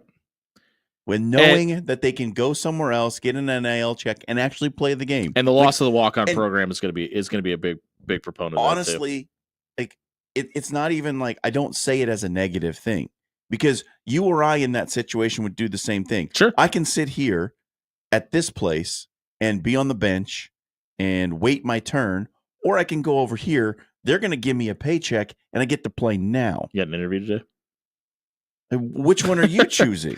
No, and that's why I hate when we talk about college athletics that everybody kind of says, well, they need to do it for the team. Nobody at your, like, listen, if you're sitting in your cubicle right now listening to this, are you doing it for the team? If the other guy came by and offered you a bigger paycheck, you taking it? 9 times out of 10. If you can work at McDonald's and make $10 an hour, or go stand at Burger King and make $12 an hour, are you going to go flip Whoppers instead of Big Macs? Because you probably are. Yeah, there's some double standard when it comes to athletes that I don't. I already brought you breakfast. I don't quite understand that we do this, especially when they're 18 to 24-year-olds. Like, which choice would you make, man? Yeah, you want to play this game? Either they're just doing it for money now. So it's like, why do you go to work in the morning? It's not the camaraderie. Yeah, you hate Tom across. You hate Tom across the hall in the other cubicle. Yeah. I know it's going to be more difficult, but when you hear how sentimental Matt Rule and these players were about the relationship in this program, it makes it really hard for me to believe that they're going to be able to pivot on a dime, make a philosophy change, and be a transfer portal heavy coaching staff, especially with how bloated this roster is and where they're going to have to cut it down to. I don't think the best football programs going forward are going to be transfer portal heavy. I think they're going to be the ones who can pluck a few choice players who fit what they're doing and fit their culture and fit the scheme and ingrain that into what's already built. It's not going to be like we got to overhaul with the portal every year. Those programs I don't think are going to be successful. It's the teams who can selectively take pieces out of the portal that add to the team that they have and fill in for deficiencies in place. Yeah, I think being able to recruit personalities of guys that fit your locker room is equally as important Absolutely. as filling the spots that you need to fill from a physical and scheme standpoint. But here's the other thing. In my estimation, the most important recruit for next year isn't going to play on the field. It's Dana Holgorsen. Yeah. Oh. He is the number one priority in recruiting for Matt Rule next season, is to keep that guy on the staff. Yeah, and I think you're going to see the residual effects, speaking of recruiting, of him being here, if they can get something inked before Friday. And I think there's a lot to like for him, right? Like, He's done the head coach thing. Does it's gone poorly a couple times. It would surprise you if he was only here for a 4-month stretch, right? That doesn't feel like it would be surprising. Like I think the reason he decided to stay at home and do the analyst thing at TCU was because he didn't want to go somewhere for a short period of time. And not everybody is going to take the Chip Kelly approach, but we've seen some head coaches get burned out, just want to call plays and be football coaches. Yep. You know what you can do as an OC? You just call plays and be a football coach. You get to draw in the dirt and call ball. Yeah, and I think he's going to love, and obviously it being a success is a big coup for this, but like the camera loved him on Saturday. And he seems like a guy that really enjoys that. And this is a place where if you're winning, camera's going to find you pretty often, especially if you're as animated as he is. And his attitude is exactly what's needed for this program. Because I think Matt Rule has like that very fatherly sort of he's an advice giver, right? Yeah. He's gonna make you better for your life. Yeah. He's gonna give you the life lesson. Dana Holgerson's like, what you need to know. Suck at this, get better. You know? Yeah, he's the bad cop. And you need that other part of it. It is the yin and the yang. Like you need the dark with the light. It all has to come together to work. And I think Dana Holgerson can be that for Matt Rule. He can be that other half. And that's why I just feel like he's the most important priority in the offseason. You've got to get him back on the staff. Anybody that listens to After Hours from 6 to 10 knows that, or 6 to 8, excuse me, knows that I love telling you when you're wrong. And you just dropped a hint. Yeah. Oh, all right. Way after hours. Old man Doug tells you you're wrong. And I kind of agree with this. He said, John, you could be more wrong in the kicker. With the 105 limit, you cannot have all 3 place kickers be on scholarship. And I think that's a good point, especially with the numbers that they're going to have to cut. Yeah. You may be right. But I think that in the spring, there's no 105 limit. Yeah, but you can't. You have to offer that scholarship up, though, right? To your point, if you're bringing in a kicker for hire, if you're bringing in a hired gun, you have to chip up some money, and you're gonna have to give them a space on the scholarship roster because you don't have walk-ons anymore. You want to take a quick break and get the phones? Let's do it. It's Gary Sharp Show. Jimmy Allen and John Schreiner in for Gary on his birthday today. Mike and Mike, we will get to you on the other side of the break. We'll take your phone calls, 402-951-1620. We'll get Jimmy Chavez's thoughts on food and a whole lot more as the Gary Sharp Show rolls on 1620 The Zone.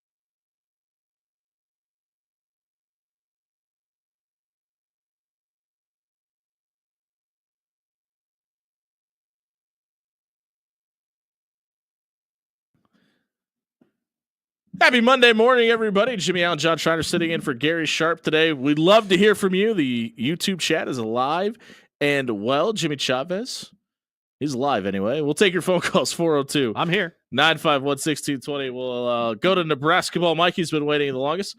Mike, good morning, sir. How are you? Hello, substitute teachers. How are we? We're giving out A's for everybody that refers to us as substitute teachers, so congratulations. Good enough. Just doing a welfare check on John Bishop and Old Man Doug. I can confirm Doug's alive. We've heard from him twice today. Johnny B, I don't know. What a weekend for everybody.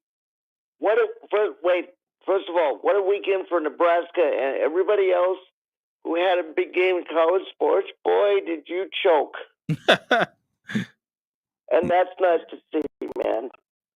Now, for one, I'm going to warn everybody, this is the one weekend in my lifetime where I'm going into it rooting for Texas. Ooh. Oh. Do you feel gross about it? No, because one of my best friends is from Texas, and I will not apologize for that. Okay. I love the people. I hate the university with a passion. But Travis Alberts, you deserve what's about to happen to you on Saturday or Thursday or whenever they're going to do it. Saturday night at 6:30 on your local ABC affiliate. Trav, you left because it was hard. It got easier, didn't it? You're about to feel it at the end of the year. Now, Juwan Gary is officially paying rent in Greg McDermott's head. Sorry, he is. And Mr. Kalkbrenner, it wasn't mono this time, was it? It was not. Mike, thanks for the phone call, buddy. We appreciate it. All right. You want to get to that now? Oh, I just... Random Mike, I'm sorry, I hit the wrong button. You got to call back, Random Mike. That's why we're the substitute. Call back. Random Mike, I would never do that to you on purpose. Please give us a call back, 402-9. Your name's on the blackboard 1620, that's right. Yeah, I will be doing detention today. You want to talk about Nebraska Creighton here? Sure. We'll jump Why on. not? Okay. We can get there. Obviously, Alex Drake and I were doing the post game, and we were sitting at the chai talking about it, and it just felt eerily similar to 2 years ago. From you had drunk fans yelling at you at the arena. One guy. Last time you were at a bar. We had one guy in front of us turned around randomly, and I mean, we were sitting high enough up. I don't think he could see our what we were wearing, so I'm just assuming he made an educated guess. Turned around and gave us the gladiator pose and goes, "You like that? You like that?" I was like, Alex was like, I was fine with it. In reality, he was just talking about how about college basketball, boys? Yeah. Isn't it fun? Yeah, Kirk Cousins does. But yeah, I think this Creighton coaching staff should be worried about the concepts that Fred Hoiberg has put in place to a little blueprint. Yeah, because I mean, obviously, you were able to get away with it last year with Baylor Scheim and Trey Alexander kind of hitting those shots that they did in Lincoln. But this team as a whole has some question marks. And especially now with Stephen Ashworth out for as long as it looks like he's probably going to be. No break. The MRI came back with a high ankle sprain, but it looked awful. And if you don't have a point guard, like Pop Isaacs can run the point guard, but he talked about in the postgame with John Bishop that, I'm still dealing with the hip injury. And when you have that type of injury, it's so hard to bounce back right away. And especially if you're playing basketball at this level for as consistently as you're going to have to. Yeah, Pop can run the one, but I think they really felt like they were going to get Fedor Zugic this season, and it doesn't look like that's probably going to be a possibility either with the NCAA not giving them the waiver. It's probably going to be until next year. You're going to have to piece and part some things together this year. And if they've got the bodies on the other side and they can basically tackle Ryan Kalkbrenner for 40 minutes and you have enough guys that can get to 4 – and listen, that's not a thing it's Kalk. And I know people want to call Kalkbrenner soft today and obviously he didn't get the touches he wanted and was incredibly frustrated I don't know by the man's skincare regimen, though. That's how am I supposed to? But obviously there was something to that. Now you got to have the athletes do it, and you've got to have other guys. You can talk about shutting down Kalkbrenner all you want. Juwan Gary was an absolute force in that game, and I think Bryce Williams is the guy, but I think he might be the glue piece that you're going to need to get you to a tournament run this year. Yeah, Bryce Williams has all the talent, and Juwan Gary's that grit player that you need to have. He's the guy that you need when you need something to happen, offensively or defensively. I feel like he's the guy that has to give you that it. It's sort of like on a hockey team, you need an enforcer. You know what I mean? You got to have that guy who maybe isn't as talented as everyone else, but he's willing to go and do the dirty work. He'll get in a fight. He might put somebody in the boards. You need that guy, and Juwan Gary is that kind of a player. And he was on Friday night, and anytime they needed an energy play, whether it be offensively or defensively or on the glass, to your point, that's who he was, and he was just kind of even when he wasn't directly getting the call as the person inflicting the play, he was somebody off the ball that was making something happen. He was setting screens. He was pulling guys away from the rim. He was being kind of the all-encompassing player for Fred Hoiberg's team. Yeah, the question I have is, given this result, how does it make you feel about the future for each team? Like this season, like the rest of this season, because we do a thing. I don't think the result matters. We make these kind of games a referendum on the rest of the year. And we got a couple calls on the post game that were like, this is why Mac needs to change his system. And if threes aren't going to fall, you don't have any other answers. And guys got to get to the rim. And in a 40-minute magnifying glass, yeah, sure, I'll give that to you. But you can't really break up with the girl that brought you to the dance, right? I mean, Creighton has had these games. We saw it against Colorado State last year. We saw it against UNLV last year. Again, both those games on the road, not necessarily in your home gym. And that's a little more cause for concern. But when you lose 2 NBA guys and you bring in guys through the transfer portal, something like we were just talking about a minute ago for football, there's going to be some hurdles that you're going to have to get over. And it looks simplistic, the system that Creighton runs, but it is very difficult for guys to learn. And that's why it works, because it is complex. You could do multiple things out of it. But if you're not causing turnovers, which Creighton really didn't do well on Friday, this system doesn't work as well as it does when you're causing points off of defense. They have to get better at that aspect of it. Stephen Ashworth got absolutely massacred by this fan base a year ago because of his lack of defensive prowess. Yeah. You know what happened when he got better at it? Creighton made another Sweet 16 run. They were good. It's November. Yeah. And you did say he'd figure it out, and he did. So by the way, this is going out on a massive limb here, and I know I get a lot of heat for my hot takes. I'm going to throw this out there. Creighton's making the tournament, aren't they? Greg McDermott might know what he's doing. Like they're going to be fine. Like I have a little more concern because of the injuries and what it's going to look like without Stephen Ashworth. That's why I have a little bit of cause for concern. But it's not the system. It's not Greg McDermott. It's not that they didn't hit shots on Friday, because that's going to happen. It's going to come with it. Now you got to find somebody to give that to you other than Stephen Ashworth. But are you saying Mac's going to make them better? Are you saying they're going to get? They better? might get coached up. Okay, they might get coached up. Imagine that. I think the larger point is that it doesn't necessarily mean anything for either team. And to me, we put a lot of emphasis on rivalry games, right? Like, what happens when you win the rivalry? I'm sorry, game? I got to stop you right there, because somebody in the chat just said that Creighton's guards are too small for the Big East. Anybody remember Ryan Nembhard? He was pretty good. Like, it's not about size. He's still pretty good. It's about skill. Like, stop with that. Like, they went from Ryan Nembhard to Stephen Ashworth. Both guys are 6'1" on a good day. They have 2 Sweet 16 appearances. Like, you got players. Do they fit in your system? Can they win you basketball games? They don't have to be 6'6". Sorry, that just irritates me. But I think we do put too much emphasis on winning the rivalry game from a overall season narrative standpoint. Like, just look at 2 years ago. Nebraska comes in, beats Creighton on their home floor. They lost 7 straight in that series, by the way. And what happened? Oh, Creighton was like a second from being a Final Four team. Yep. 2 years ago. One bad call. So it was a bad. You don't call that there. If you're going to call it the 15-minute mark, you got to call it the 15-second mark. But you can flip it the other way too. 2 years ago, Nebraska came in and beat Creighton, who was a second away from being a Final Four team. And what was the rest of that season for Nebraska like? An NIT appearance. It wasn't good. No. It didn't mean anything. And listen, Creighton blew them out on their home gym last year. Nebraska was dancing. Yep. Doesn't matter. The thing is, That's why they didn't play this game as the last game of the season, by the way. Don't make this larger than it is in your mind. Like, don't expect that, okay, now Creighton's going to be bad for the rest of the year. No, that's not, that doesn't mean that. Oh, Nebraska's tournament team now. Well, not necessarily.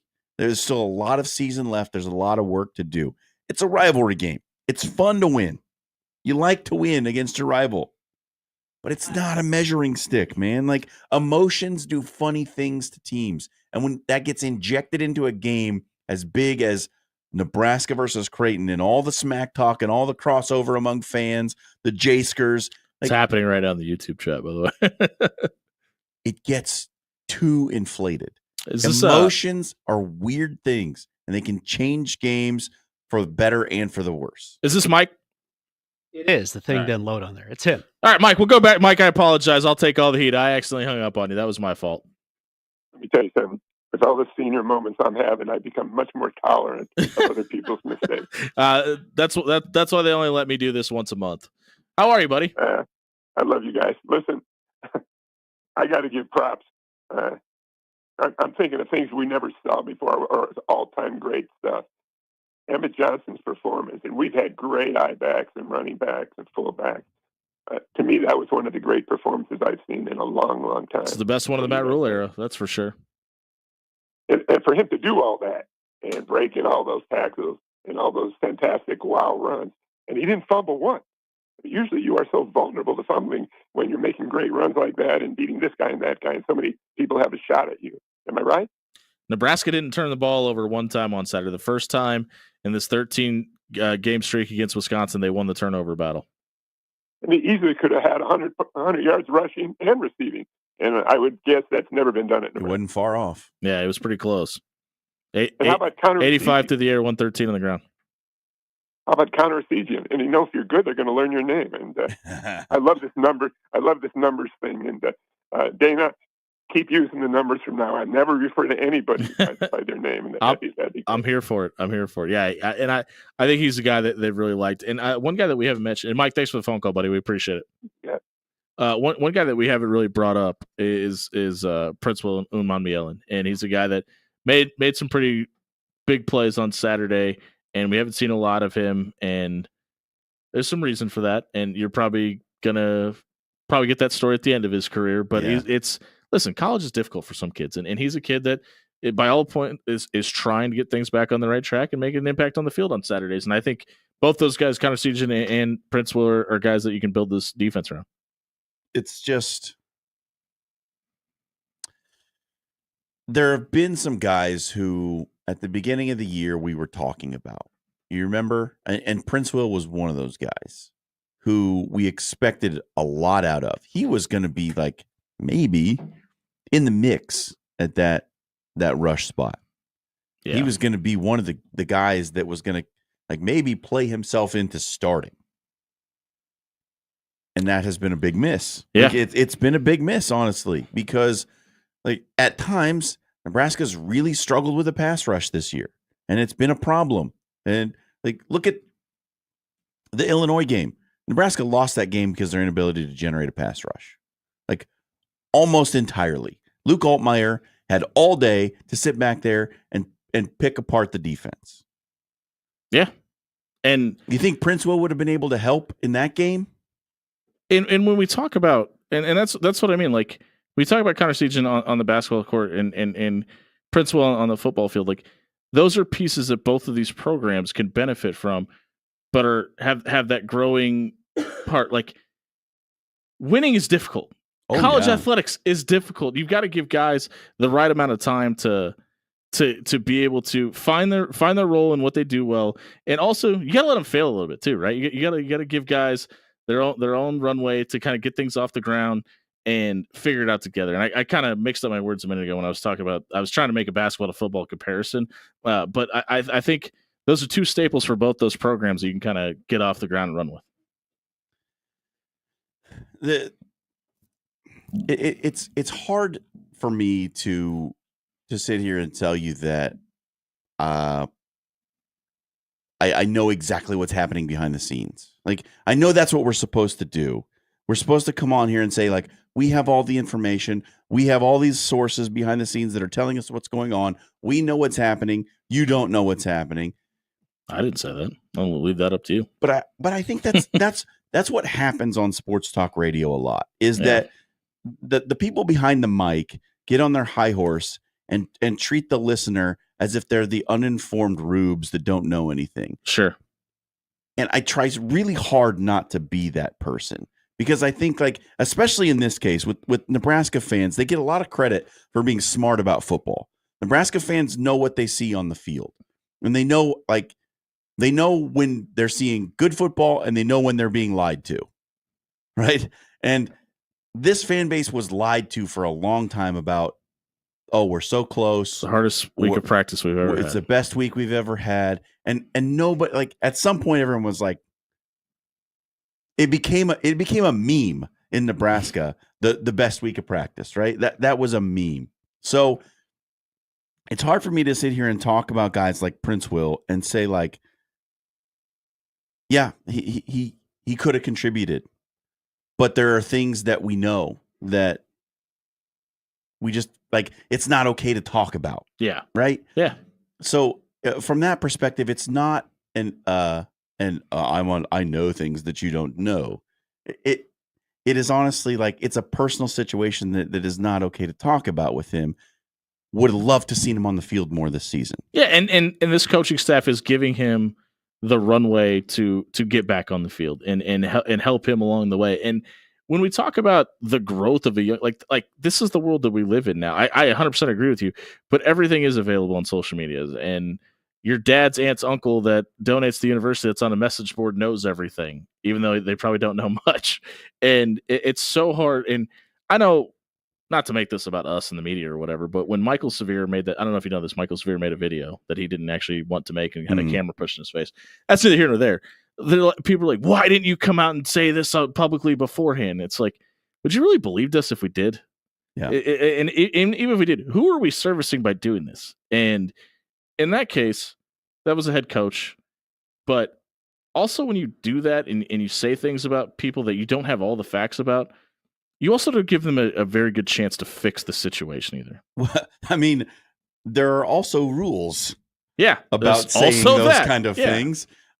Defamation is a real thing that you can get in trouble for. So if you don't have all the facts, you can't come out and say those things. Like, rumor and innuendo, like, are not always 100% truth. That's sort of the territory we deal in. Yeah. Like, but there's a separation between opinion and fact. And if you pass something off as fact and it turns out not to be, that's on you. There are penalties for such things. Yeah. And I think this coaching staff as a whole, and I know we've spent a lot of time talking about the coaches behind the scenes and not really on the field, but I think this coaching staff as a whole are going to be that group of guys that no matter who it is, whether it's a starter, it's a backup, it's a walk-on, it's whoever, they're going to let guys grow at their own pace and help them along the way. And that's why I made that comment earlier about the transfer portal versus the development side of things, because it feels like at Matt Rule's core, that's who he wants to be. And asking a zebra to change his stripes is a really difficult task. Oh, certainly. I 100% agree there. The thing is that Prince Will played really well. Yeah. And I hope that whatever his situation ends up being, that he gets it right. Because I think he's obviously got the talent. You look at the stock that he comes from, the things that his brother has done, like, if that's any indication, that can be a dude for this team. And look, this is the situation for Nebraska now. We talked about it a little bit. You can't go backwards. You just, it's got to be one foot in front of the other. We're moving on, feel good about the victory, celebrate it. But man, 2 steps forward. We've gotten away from basketball really quickly. Yeah. Random Mike just totally took us out of our mojo. I was trying to make a comparison between Nebraska basketball and Nebraska football and talking about Connor Siege. and I got off on Nebraska football because of some comments in the chat. Because it's Nebraska. Yep. Jimmy Palmer, I got you, man. I fixed that for you. There you go. Team effort.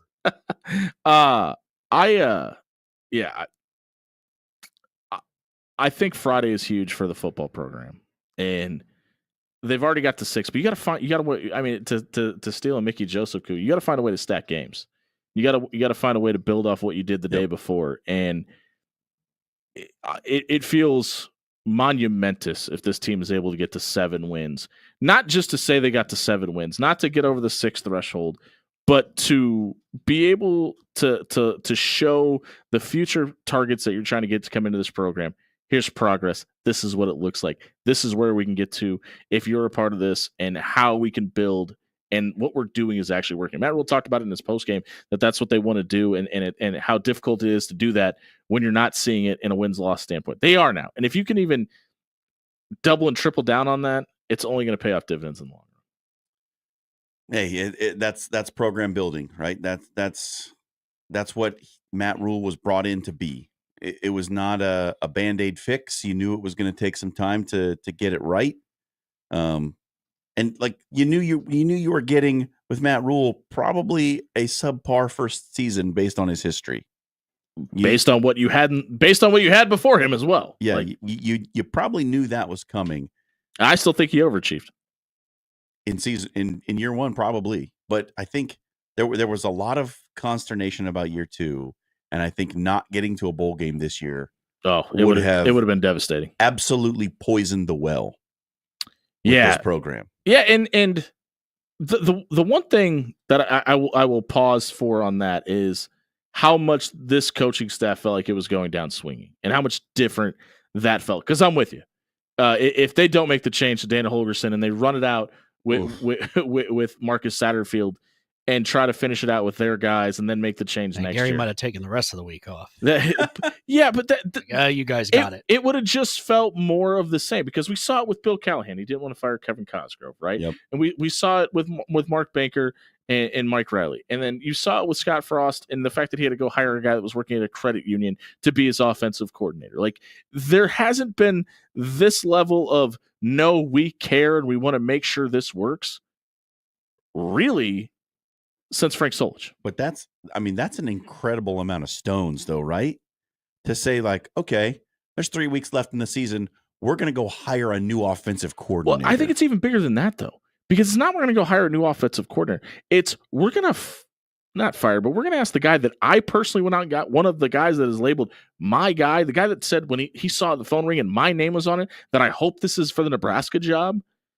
And we're going to ask that guy to take a back seat. And then we're going to go and bring in an outsider who runs the air raid offense into Lincoln, Nebraska, and ask that guy to fix it. Like, it's so much more than that. But there's also a really interesting contrast, right, between Nebraska and Wisconsin from the weekend. Nebraska just hired their air raid offensive coordinator. Wisconsin just fired their air raid offensive coordinator. But and I think it's important to point out that Dana Holgorsen was kicked out of the air raid family for running the football too much. So there is that. It is the Gary Sharp Show on a Monday. Gary out for his birthday. Jimmy Allen, John Schreiner in. On the other side of the break, we're going to get to my guy, your guy, our guy. Ben Audi, Coach BA, is going to join us to break down the Nebraska game, talk a little bit of football, and a whole lot more on the Gary Sharp Show here on 620.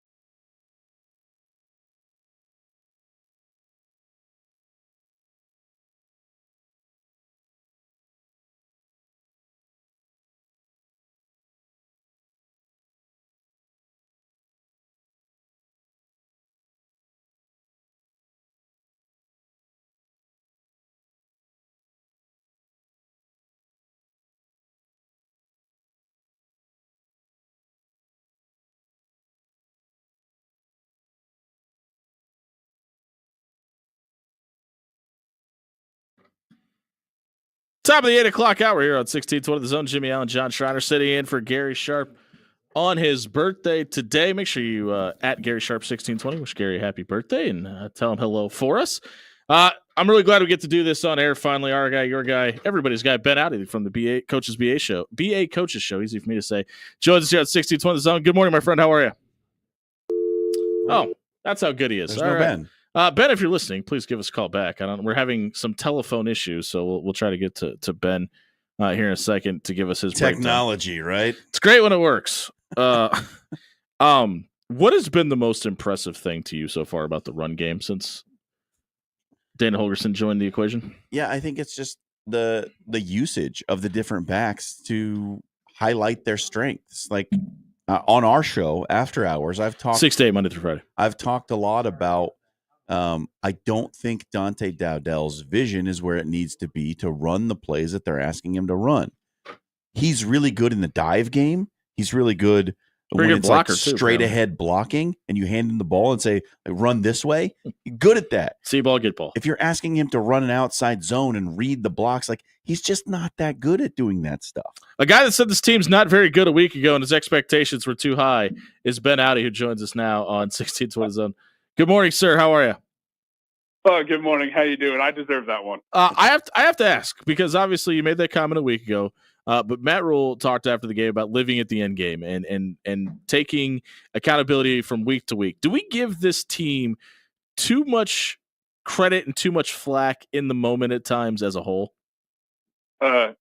Most definitely. I think that's something that Nebraska fans are guilty of. And I say that like I'm very much guilty as well.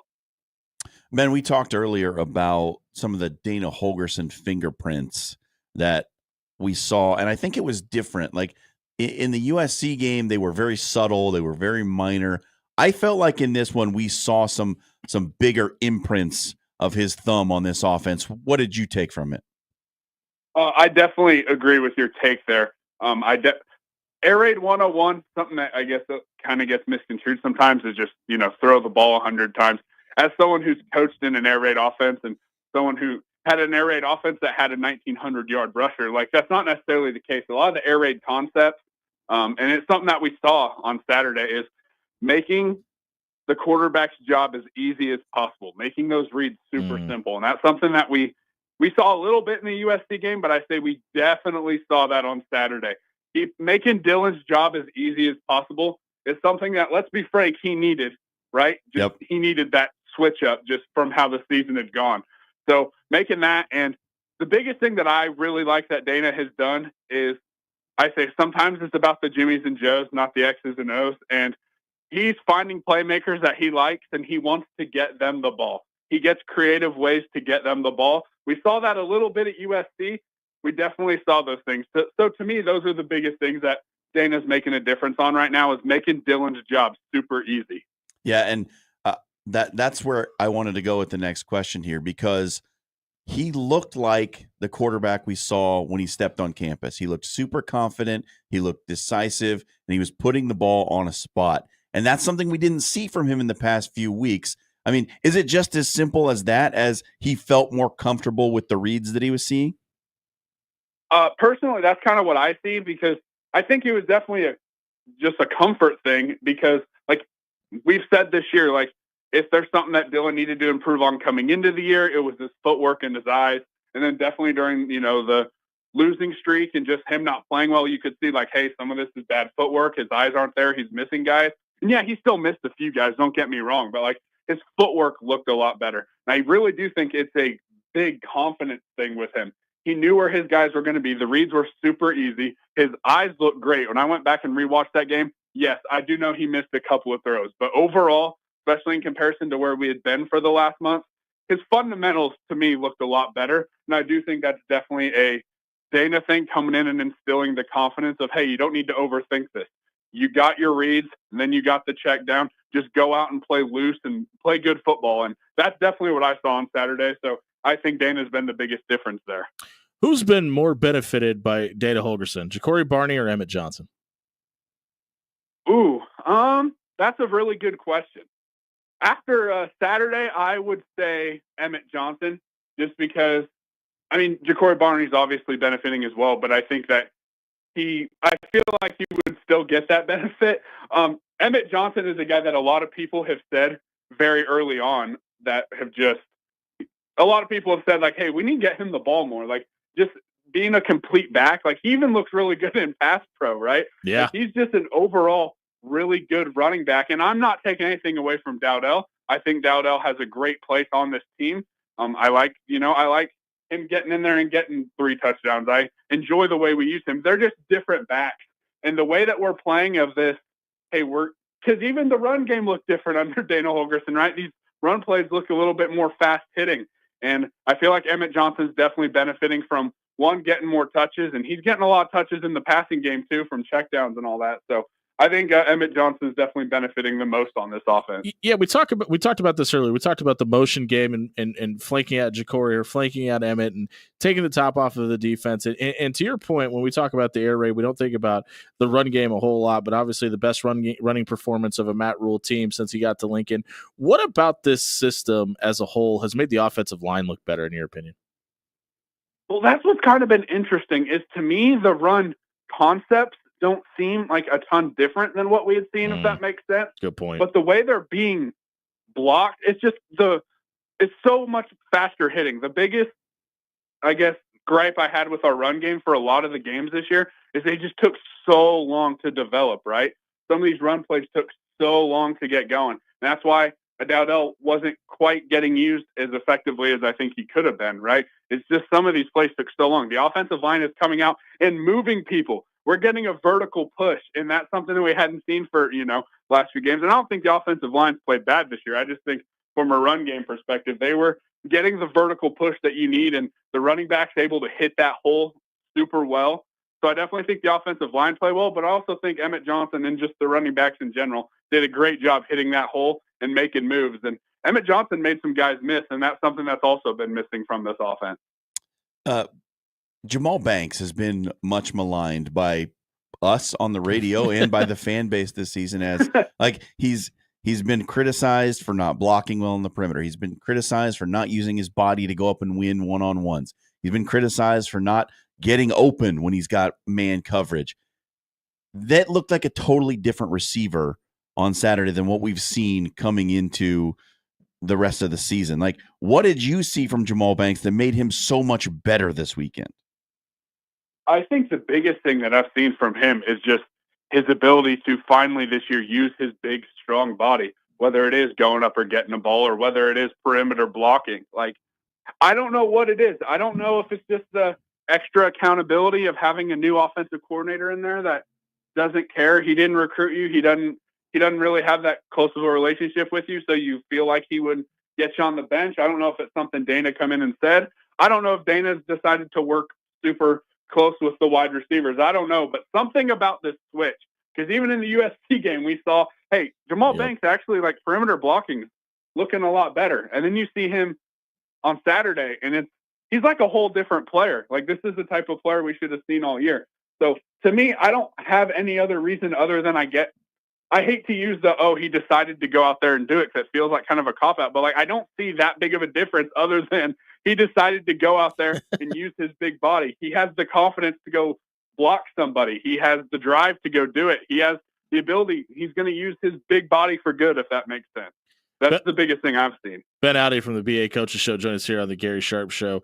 Dylan struggled last week, got his mojo back a little bit this week, missed some throws against USC. Not so much of a struggle this week, though. Obviously, just the one touchdown, but probably should have had 2 more, but Nair missed the one and couldn't get his toe down on the other. How do you grade Dylan's performance A to F on Saturday? That's a good question. I'd probably give it a B+ is what I'd give it to him, because there were a couple throws that were missed. I want to say there was one to Barney that probably could end up being a touchdown. But like you said, there were a couple of plays that were dropped by the receivers. So I think I'd give it a B+. Overall, I think he played really well. And I think a lot of that, like we talked about earlier, is Dana coming in, making that job super easy, making those reads super easy. We're able to hit a pretty good slant route. That looks pretty good for 20-something yards. Shout out to your boy Alex Drake for that. He's been talking about that for a while. But we don't talk about him on the show. I just think overall, Dylan played pretty well, all things considered. Switching over to the defensive side, Nebraska gave up some pretty big passing plays in this game, but were able to really lock it down in the red zone, force Wisconsin to kick field goals, which they missed 2 of. Just that the pass defense has been a problem at times this season. What did Wisconsin do that made it tough on Nebraska? I think for the most part, it's not even necessarily what Wisconsin was doing necessarily. It was more, at least in the beginning of the game, what we were doing to ourselves. I felt like just the big cushion we were giving on a lot of, it's something that I personally don't like. And it's something that we've done a little bit this year of on, 2nd and 12, we're going to give a 10-yard cushion, and we just gave up 8 yards right there, right? That's something that we kind of saw. And we saw as the game went on, those splits did kind of seem to tighten up a little bit. But, man, that RPO game has been killing the defense all year. That's something that I expected to see coming in, obviously, just because teams have gashed us with it and still haven't quite figured out that RPO. And I think another big thing for this defense, and I think if we end up getting into it today of just what's going to be important for next week is like, hey, this defense has got to tackle better. Overall, I think this defense is a good tackling team. We did not see it Saturday. I think they've had times of not being a great tackling team. So if we can have the confidence to, hey, man, these receivers aren't, I know they're good. They're not that great. We should have the confidence to get up on them a little bit. Even if you don't want to completely press and jam at the line, I don't think we need to be 10 to 12 yards off these boys.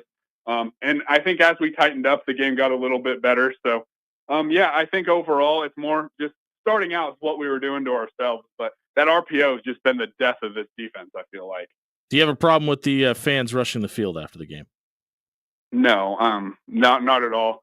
I don't know your guys' thoughts, so I'll just give mine. I'm one of the younger fans. Like, I'm a little bit older than a lot of the people that probably stormed that field. And I was in high school the last time Nebraska made a bowl game, so I don't have a problem with that at all. Yeah.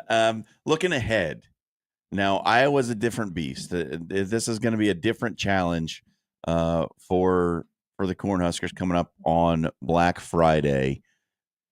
That running back in Iowa City looks pretty good. What do you think about the matchup with the Hawkeyes?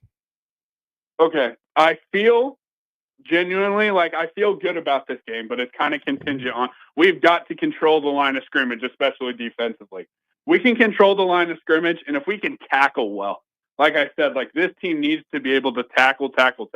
They can control the line of scrimmage, tackle well. I do actually think that Nebraska is going to win this game on Friday. I do actually believe that. I do think Iowa's a pretty good team, but I wonder how they're going to do against this Dana-led offense. I don't think Nebraska necessarily goes for 44, but I think if they can score, over 21, 20, I do think that Nebraska has a good shot to win this game. But it's really just going to come down to, can we control the line of scrimmage? Because Iowa is pretty good up front, and obviously they have a fantastic running back. I think if it wasn't for a guy in Boise, he'd be getting a lot more talk. That's a good point. Of, one of the best running backs if it wasn't for this kid out of Boise State. So other than him, I think, best running back in the country. So yeah, football might work out for that Ashton Jeanty kid. Line of scrimmage. So yeah, he's two really good running backs, and I think that Caleb Johnson's getting a little bit outshined a little bit just because of the amazing season out of Jeanty. But yeah, you talked about the things that have given Nebraska trouble. It's that the RPO game. Iowa's not going to do too much of that, and they've got a walk-on quarterback that looks like he's going to be the starter perhaps for that game on Friday. So, I mean, in the pass game, Nebraska should be okay, but what do you think Iowa does that maybe they've seen some things on tape? Can they put in some of the RPO stuff? I don't know how much you've watched of Iowa and if they are doing any of that. I don't think we're going to see a ton of the RPO stuff just because not only is it just not Iowa football, I guess, it's just also with a quarterback that's probably just not going to be able to, install that effectively and be able to run it. Maybe we see it some, and I'll come back to bite my words, but I do think that Iowa's going to see some of these things of Nebraska being able to give up some of these big, if they're going to go watch that USC game, I think they're going to try and set up power and counter a lot. That's just something that, USC ran a power and counter. I mash those together because blocking wise, they seem pretty, they're pretty similar. I think they're going to try and run power and counter pretty much at us. And because if you watch that USC game, this defense struggled with it. So I think they're going to go try and play Iowa football, control the clock, run the ball down our throat. So it really just becomes, can we control the line of scrimmage? I know every coach in the country says that. I know that's going to be one of the keys to every game, but I feel like there's an extra emphasis on it this week, especially defensively. You have to control the line of scrimmage this week. If you do that, then I think Nebraska is going to be in a really good spot to get to 7 wins. That's Ben Audi. You can follow his show at the BA Coaches Show on Twitter. Buddy, we appreciate it. Thanks for your time. Glad we can finally do this on air. Yep. Yeah. Thank you guys. I appreciate you guys. You guys are killing it today. Make sure you follow Ben's show. It's a great watch on YouTube, and his insight is second to none. We'll be right back talking about why John Schreiner hates fun here on 1620 The Zone.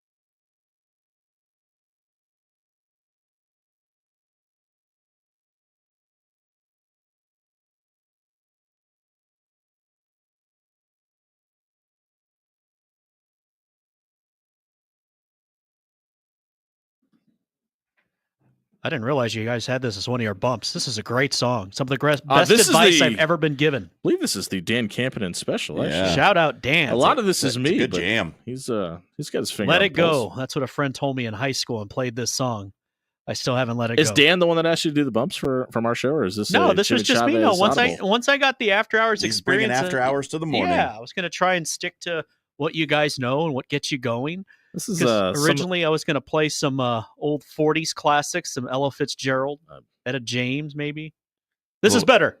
Cowboy mouth. If you like what you hear to this morning, you can check us out 6 to 8 p.m. when the sports schedule allows. Following on Sportsmanlike Conduct. Does not allow tonight, though. It's Monday. There's a thing called Monday Night Football. Yeah. We don't overrule Monday Night Football, unfortunately. We should. I mean, people have asked. We tend to give the people what they want. All right. You got a good game tonight, too. Thank God. I got to take. I have. Oh, yeah, you hate fun. I forgot. Yeah. I don't hate fun. I want to hear it because I don't hate fun. Hates fun. I'm a fun guy. You are a pretty fun guy. I'll give you that. You just don't like other people having fun. But have we finally had enough of field storming? Have we finally reached the point where it's like we can stop this? We can just stop this for a while. It's an easier way to get out of the stadium. Look, Arizona State fans stormed the field. There were still 28 seconds on the clock. It caused an hour and a half delay. And it almost cost them the game, too. Oklahoma that fans, is ridiculous. Oklahoma fans stormed the field after beating the worst Alabama team in a generation. Okay, they beat Alabama, and that still means something. They won a game. They haven't been doing a lot of that this year. But they came on the field when there was still time on the clock. And they had to escort, get everybody off. We still got time on the it's getting to a point now where it's become ridiculous. You're storming the field for everything. You used to storm the field for a monumental achievement, like winning your conference championship or ending a long losing streak against your rival, or upsetting the number one team. Now, we beat a team west of the Mississippi on a Saturday in October when it rained and the moon was full last Thursday. Let's storm the field. It's the first time we've ever done that. All of those are occasions. Sounds like a baseball stat. Yeah. Come on. And the 1-1. We need a little higher bar. How dare for you? Storming the field. How dare you? Have some self-respect. Don't storm the field for just any little thing. You, sir, we talked about holding players accountable earlier. I'm going to hold you accountable here. You and I both sat on this radio station, what was that, Wednesday night, and said that Brent Venables is coaching for his job. It is probably going to be out of Norman on Wednesday night. Yep. And they dominated Alabama. And they did. Say what you want about the worst Alabama team in a generation, and I'll hear it. But this is Kalen DeBoer, and a guy that was playing for a national title a year ago. And this is the cupboards that were left full by Nick Saban. And it's still Alabama. It's still the Tide. It's their third loss of the season, Jimmy. It's Oklahoma's chance to punch their ticket to a bowl game. And it mattered. We don't storm the field for making a bowl game. You do if you think your coach is getting fired 4 minutes prior to kickoff. And how do you look at that site in Norman, Oklahoma, where they pan in, it was Holly Rowe interviewing. I don't remember. I'm pretty sure it was Holly Rowe. Where she literally can't get in for the last question because it's so jam-packed. And they pan out. And there is just a massive humanity as far as that camera can show you. Look and say, how this sucks. We need less of this. I like storming the field. I'm not against it. But I think there have to be rules. There have to be reasons to storm the field. Should Nebraska fans have stormed the field against Wisconsin? Absolutely, and I'll tell you why. It's the same thing. It's an easier way to get out. You ever try to get out of North and South Stadium? Listen, I have 4 reasons you should storm the field. Number 1, you have clinched your conference championship. If you clinch your conference championship, you're allowed to storm the field. You should. At a conference championship game, though? No, if you clinch it. To get a spot in and out? To get a spot, you're allowed. All right. I'm a little wishy-washy on that one, but I'll allow it. If you have a rival team in your conference that you have a 5-game or more losing streak against, and you beat them, you're allowed to storm the field. The Big Ten doesn't look at Nebraska Wisconsin as a rivalry, though. But it is. I agree. So this is where Nebraska's storming the field was legitimate. I kind of hated it when it happened, and then they have a long losing streak against a team who was in their division, when we had those, this is allowed. You're allowed to do it then. I say 5 because 5 years means that there is no player on your roster that's ostensibly that has beaten that team. Right? So 5 years is the number. You got to have lost to this team 5 straight times. You beat them, you're allowed to storm the field. 3, if you are ranked outside of the top 20. Ooh, that's a big caveat. And you beat a team that's ranked in the top 3. Because I feel if you're inside the top 20, you should feel like you are peers with everyone else inside the top 20. So if Illinois beat Indiana, they should have rushed the field? Absolutely. You would have been allowed to do that. All right. If you're outside the top 20, 21 to 25, you're kind of just there for extra purposes. We have to make it 25. It's a nice round number, right? If you're outside the top 20 and you beat a top 3 team, that's not supposed to be one of your peers. No, it's not. You are a huge underdog in that game. So that's a big upset. You're allowed to be happy and you're allowed to rush the field for that one. The caveat here is that it has to be the team's first loss of the season. You can't go rushing the field against the team that just lost their third game of the season. You can't do that. Can't if it's Alabama. And number 4, if you win the game on a Hail Mary. Regardless of opponent, regardless of situation, if you win the game on a Hail Mary, storm that puppy. See, I think the play would distract people too much, though. I don't think there would be the attempt, the thought process beforehand, and the get down to the pole and jump over it quickly as possible. That's it. That's when you storm the field. Those are the only times. Those are the rules. We got to get to Evan Bland of the Omaha World Herald on the Gary Sharp Show here at 1620 The Zone. John Schreiner, Jimmy Allen, Jimmy Chavez in. We'll get to Evan Bland, get his thoughts on both Nebraska's big wins on the men's side of things. Hold on, before we do that, Saturday. Don wants to come on and back up what John is saying. Oh, okay. I didn't know if we had time. Don, we'll get to you. I apologize. I was told not to, but now I'm getting the green light. You now have the green light, Don. Welcome into the show.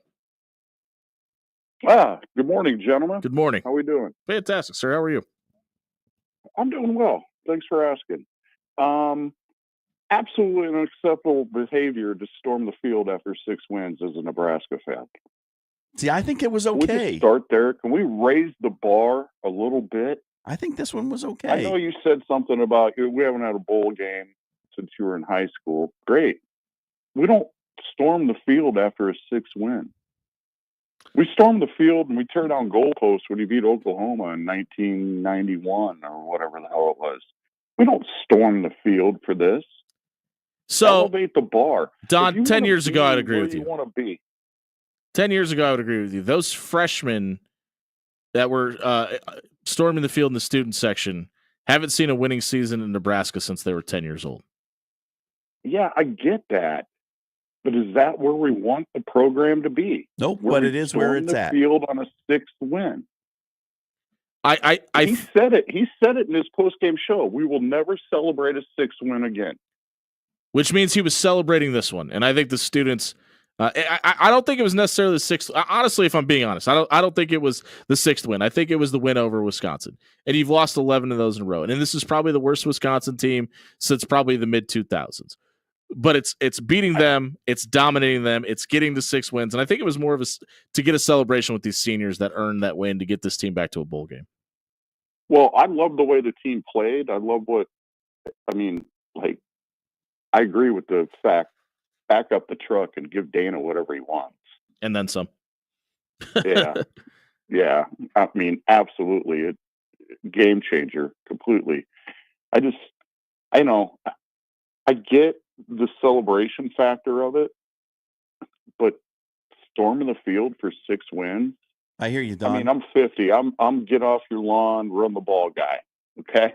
I hear you, Don. That's why I love the man. I don't like that this is where we are either. On excellence, and I storming the field for 6 wins. Unfortunately, that's where we are. Odd.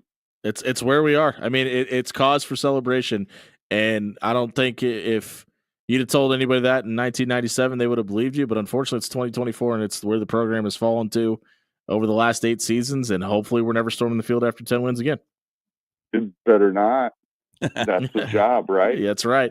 Don, thanks for the phone call. We appreciate it, man. Have a great day. Hey, man. Enjoy the day, fellas. Have a great one. We're going to get to Evan Bland from the Omaha World here. Get his thoughts on Saturday. 3 out of 4 sweep for the Nebraska teams in action on Saturday. We'll get his thoughts and a whole lot more as the Gary Sharp Show rolls on 1620.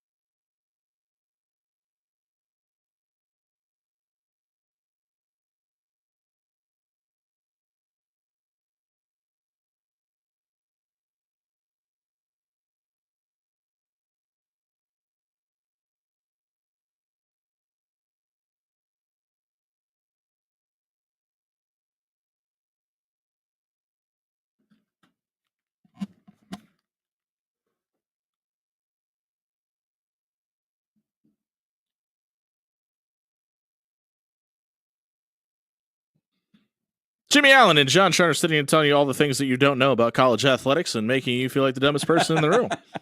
Gary Sharp off for his birthday today. We're waiting to hear back from Evan Bland from the Omaha World Herald, who's going to join us here shortly. Jimmy, I know you said you wanted to let us cook today, but you know me. I do. I'm happy to have you guys here. I'm a man of the people, and the people have spoken. They want your thoughts on KU's big win over Colorado this week. We beat that ass. How did you... Dominant offensive line performance, beautifully conceived game plan, 40 minutes time of possession, almost 41. Shedeur Sanders was almost annihilated at one point in the game. Apparently it was okay for him to grab Kevin Marsh. Shout out Omaha. You do not touch the white hat. You do not touch the official. He should have been ejected. He should have been suspended. Oh, look, Devin Neal just scored again. Was the hit on Shedeur dirty? No, it's football.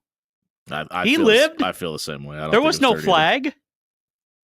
One thing that we do on our show from 6 to 8 p.m. is we talk about the things we got right, things we got wrong, things we didn't see coming in college football. We'll give just a little bit of a preview to the folks of what you'll hear tomorrow night from 6 to 8 here on 620 The Zone.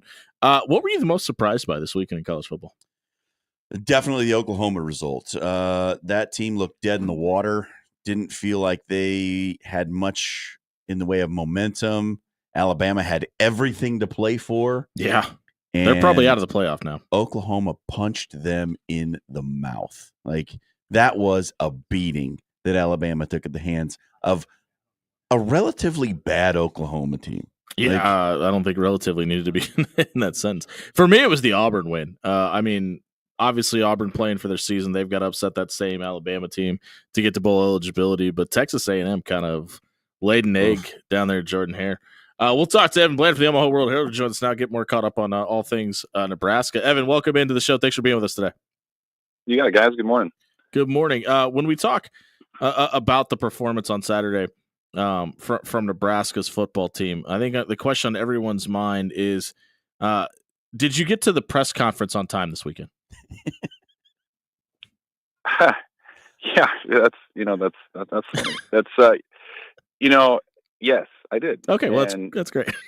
The setup when they win is a lot different than when they lose because a whole bunch of guys want to talk. So yeah, this was a day when I don't know, probably 8 to 10 players talked between the main podium and then out in the Hawk Center to the side. So yeah, I was there. The players were there. It was a grand occasion. All right, we'll talk about the stuff that really matters. Then you told Gary last week that your record is what it says you are. What does it say about this team if they're 6-6 versus if they're 7-5 by the end of the season?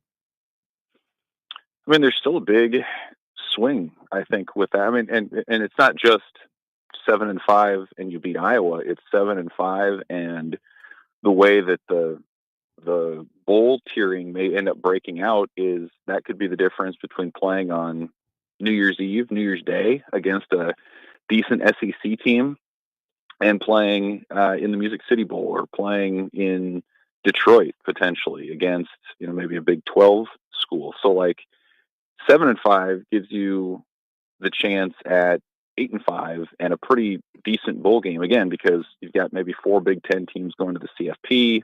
Yeah. You've got Illinois. It seems like a lock for what was the ReliaQuest Bowl, what was once the Capital One Bowl.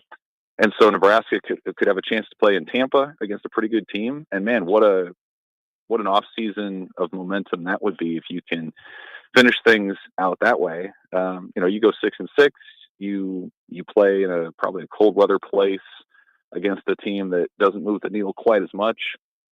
And then you see how that goes. But, beating Iowa in and of itself is still a big deal too, right? I mean, just one win against those guys in the last decade. They run the ball as well as anybody in the country. Their defense is still top notch. That's going to be a game with temperatures in like the 20s, probably. That'll be the first test for this Nebraska offense, really in those cold elements. So was the Wisconsin win sort of a one-off, as cathartic a moment as that was? Can you build on that? And I think if you can, man, that would create a lot of excitement and set up some pretty interesting postseason scenarios that people can really enjoy into the offseason. Evan, we've seen it in our chat on the stream today, and I think it's a common sentiment among the fans is the inconsistent results for Nebraska. Like, they'll look good one week and come out and lay an egg the next. I mean, the Ohio State UCLA dichotomy is a perfect example. What did you see on Saturday for Nebraska against Wisconsin? You think that they might be able to carry over into the next week and put to bed some of those criticisms about being just a week-to-week football team? Well, I think the most interesting thing will be how does the offense operate at Iowa? And, the Hawkeye defense is better than what Wisconsin is right now. Certainly they're healthier than the Badgers were. I mentioned the cold weather component. I think that's fascinating to see how that translates. I mean, they really haven't played in anything other colder than, 50 degrees to this point. It's probably going to be below freezing. But like the momentum that the attack has under Dana Holgorsen, I'd be fascinated to see how that continues on. I mean, you had the one at USC where he'd been learning the offense and learning his personnel for less than 2 weeks. And I thought it looked a lot crisper, even Saturday against Wisconsin, where you saw a few more wrinkles. I think you continue to see personnel shifts that to me mark, what Holgorsen has seen and how he is evaluating players. I thought Dylan Raiola looked as comfortable as he has in the pocket since September, probably. He was very much in rhythm, was able to complete a lot of short throws and get going that way. And of course, we saw the emergence of Emmett Johnson as well, potentially as a feature back moving forward. So, was all that stuff more a reflection of where Wisconsin is, more a reflection of just that game, or can we see that momentum continue on? And if it does, then the cries for keeping Dana Holgorsen as permanent offensive coordinator into the offseason are going to be awfully loud, and maybe the realization becomes Nebraska had some pretty decent skill players all along, and they just weren't able to bring them together until you had a guy with that kind of experience. So that's, I think, the most interesting thing for me is nobody saw them scoring 44 against Wisconsin, and now you're sort of upping the ante with what the Hawkeyes put out there. Can you continue that? And if you can, then I think that becomes a stronger case for, hey, this is who Nebraska is, as opposed to, whoa, that was a wild result that nobody saw coming. That's a great debate. I mean, what does your gut tell you? Does Saturday tell you more about Nebraska or more about Wisconsin?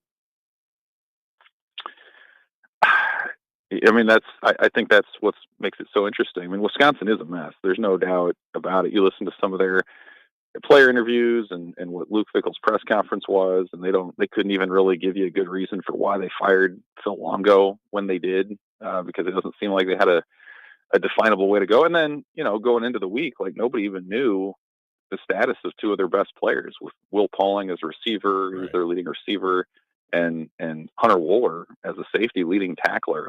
I think in the days leading up, there was still a thought that they could play in that game. So they're adjusting in the moment and just kind of figuring things out. And their own, you talk about streaks, their streak of going to a bowl may end, or it will end, if they don't beat Minnesota here this next weekend. So that's a program that's very much searching for its identity. That's going to be a really interesting offseason to see where they go. It does feel like these are two ships kind of passing in the night a little bit. Yeah, they both fired their offensive coordinators, but I think you can see the momentum and the excitement that Nebraska is starting to generate. Whereas with Wisconsin, I think you're probably looking forward to the NCAA volleyball tournament and what the men's basketball team can do. So I think it's probably very much a reflection of Wisconsin. But again, if Nebraska can continue what it's doing, then I think that conversation starts to trend positively their way too. I think Evan Bland, Omaha World Herald, joining us on the Gary Sharp Show, that the offense got a ton of plaudits over the weekend, and rightly so, scored 44 points. And the defense caught a little bit of flack. And Tony White was the hottest thing going, could have had the UCLA job if he wanted it. And this year, it's been uneven at times, and some holes have shown up. Do you think it's more personnel or scheme with this defense when they aren't playing up to the standard that we're used to from last year? Yeah, I think it's a mix. I mean, a year ago, one of the things that we heard every week after opponents played Nebraska was, wow, that's a really unusual scheme. That's a different scheme. They show a lot of different fronts, and they're they disguise things well. You never know where the blitzes are coming from, and very few teams in the league played sort of that 3-3-5 that Nebraska was putting out there. And so, these are all offensive coordinators who are making seven figures largely, that Nebraska's playing. And so, yeah, I think having a season's worth of tape has certainly not helped sort of the novelty and the surprise element that they've put out there. But then, yeah, there's been personnel issues too. Tommy Hill has been less than 100% for 3/4 of the season, to the point to where they've shut him down the rest of the way. So you've adjusted in the secondary. Marquise Buford has battled through multiple knee injuries. Malcolm Hartzog's been in and out in the back end of the secondary. So that group especially has, I think, is really banged up at this point. They're trying to hang on. They put in a guy in Bly Hill in the fourth quarter who hadn't played in a game yet this season. That's just kind of where they are physically. And I think he can be a good player, and they like what he can do long term, but that's just a reflection of kind of what they have in that moment. And then, I think the front seven has been good. It hasn't been as dominant as it was last year, certainly against the run. And that's really going to be the challenge against Iowa. I mean, they're starting a guy in Jackson Stratton who began the year as a walk-on linebacker for them. And so this isn't a game, I don't think, where if you're Nebraska, your secondary is going to be all that stressed. You're going to have to be really sound in your run defense because Iowa's, they run a good system. Caleb Johnson's one of the best backs in the Big Ten. He makes guys miss. So you got to have your eyes right. If you're Nebraska, you got to have your fits right this weekend. This feels like a Riley Van Poppel game. It's probably going to be his fourth game for, as a defensive lineman to keep his red shirt this year. So I think in the sense of like the matchup of the game, Nebraska's strength matches up pretty well against Iowa's strength. And so, again, this will be one last chance to kind of show, is the reputation of this defense one of toughness and soundness. And I think generally speaking, they've limited the big play, but this is going to be another challenge to show that, they're tough enough, deep enough, maybe healthy enough to limit Iowa enough to give them a chance to win. I think the front seven debate about next season is really intriguing because obviously Matt Rhule has talked about his passion about redshirting guys. You brought up Riley Van Poppel, but it's not only just getting Riley Van Poppel and guys like Prince Will and Cam Lenhart and those guys ready to go. It's about replacing Ty Robinson and Nash Hutmacher. What do you think you need to see out of those young group of guys over these next two games and through bowl practices to make you feel better about where the defensive line is going to be next season? Yeah, it's an interesting spot with Hutmacher and Robinson in particular. Like you don't look on the roster and say, hey, they have a ready-made guy for that. I mean, I think Van Poppel could be that down the line. I think a guy like Keona Davis could be that down the line. History has shown that's a really difficult spot to address in the transfer portal because there aren't a lot of those kind of guys that go in, and the guys that do are being recruited by everybody. So, it helps, I think, that Jamari Butler's coming back next season, right? Matt Rhule's put that out there at this point. And then, it's going to become about development. And you don't have, just guys with the size of a Ty Robinson, you don't see a lot of that out there. So I think generally, if you're Nebraska, you have to build that up through recruiting, through development. Again, if you are fortunate enough to add through the portal, that's great. But that's not something you can really count on doing. And the other thing that's interesting about these bowl games, guys, is when you think back, in 2016, the rule was if you played a single snap in any game, including a bowl game, you lost your season of eligibility. How far so we've much come. has changed. Yeah. So much has changed since that Music City Bowl that, I don't know that Nebraska fans totally realize from watching their own team that, these games now become as much peaks into the future as they are sort of cappers on the current season. And so I think you're going to see a lot of younger guys get some run for the very reason that we're talking about. Let's get some experience for these guys, see what they're working with. I think that can inform how you build your roster even to a certain extent. And so, it'll be interesting. Certainly that's a spot right now where they don't have those guys, that next wave ready to go. And that'll be a test for how they develop and bring guys along. All right, let's get a hoops question here, Evan. Nebraska beats Creighton for the second time in 3 years. Second time in Omaha that Nebraska's beaten Creighton. What does Fred have? What does he do to be able to win these games in the rivalry spots against Creighton that it doesn't seem to always translate to finishing high in the Big Ten Conference? Yep, they made the tournament last year, but it never quite looks the same as it has in those two games against Creighton. Well, I think some of it's just the clash of styles. Nebraska's reinvented its roster to hang in the Big Ten, and what they've acknowledged is that you're going to see a lot of big front courts. Guys are going to play. It's going to be really physical, and so you need to have guys that can handle that. And when you get into the Big Ten and you're playing other teams like that, you get a lot of these rock fights, you get a lot of these kind of close tight games. mean, there aren't a lot of teams in the Big Ten that play the way that Creighton does in terms of being wide open, really 3-point heavy, also with a dominant big man. I mean, really, Purdue was the only kind of obvious example of that last year. And so when you have that kind of dominant defense, and Nebraska played really good defense, obviously, especially with how they were able to shackle Ryan Kalkbrenner for most of that game. But then it comes down to, are you hitting your threes on that given night? And Creighton wasn't. They attempted a bunch of them. They didn't hit very many of them. Nebraska had something to do with that. But that's a style that I don't think the Huskers are going to see a ton of in the Big Ten. It's going to be sort of bigs on bigs and kind of that muck it up style that I'm talking about. So, that sort of simplifies the game. I think if you went player for player, it's pretty clear that Creighton has a talent advantage and certainly they have more of a winning pedigree.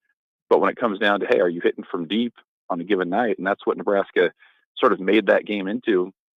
Then you're going to have these kind of results. And it was obviously as frustrating for Creighton as it was satisfying for Nebraska. You beat your in-state rival on their home court. You made it to a tournament game a year ago. What should expectations for this team be? Obviously replacing a lot of talent, but they also get Gary and Williams back this season. Where should Nebraska fans hope to see the season end this year? Well, I mean, your big picture goal is always eternally, forever trying to win that NCAA tournament game. Like that's the big thing that everyone's going to talk about. I think there's a certain understanding when anybody comes in, hey, you guys can be the group that breaks through. Kind of similar to what we've just been talking about with Wisconsin on the football side.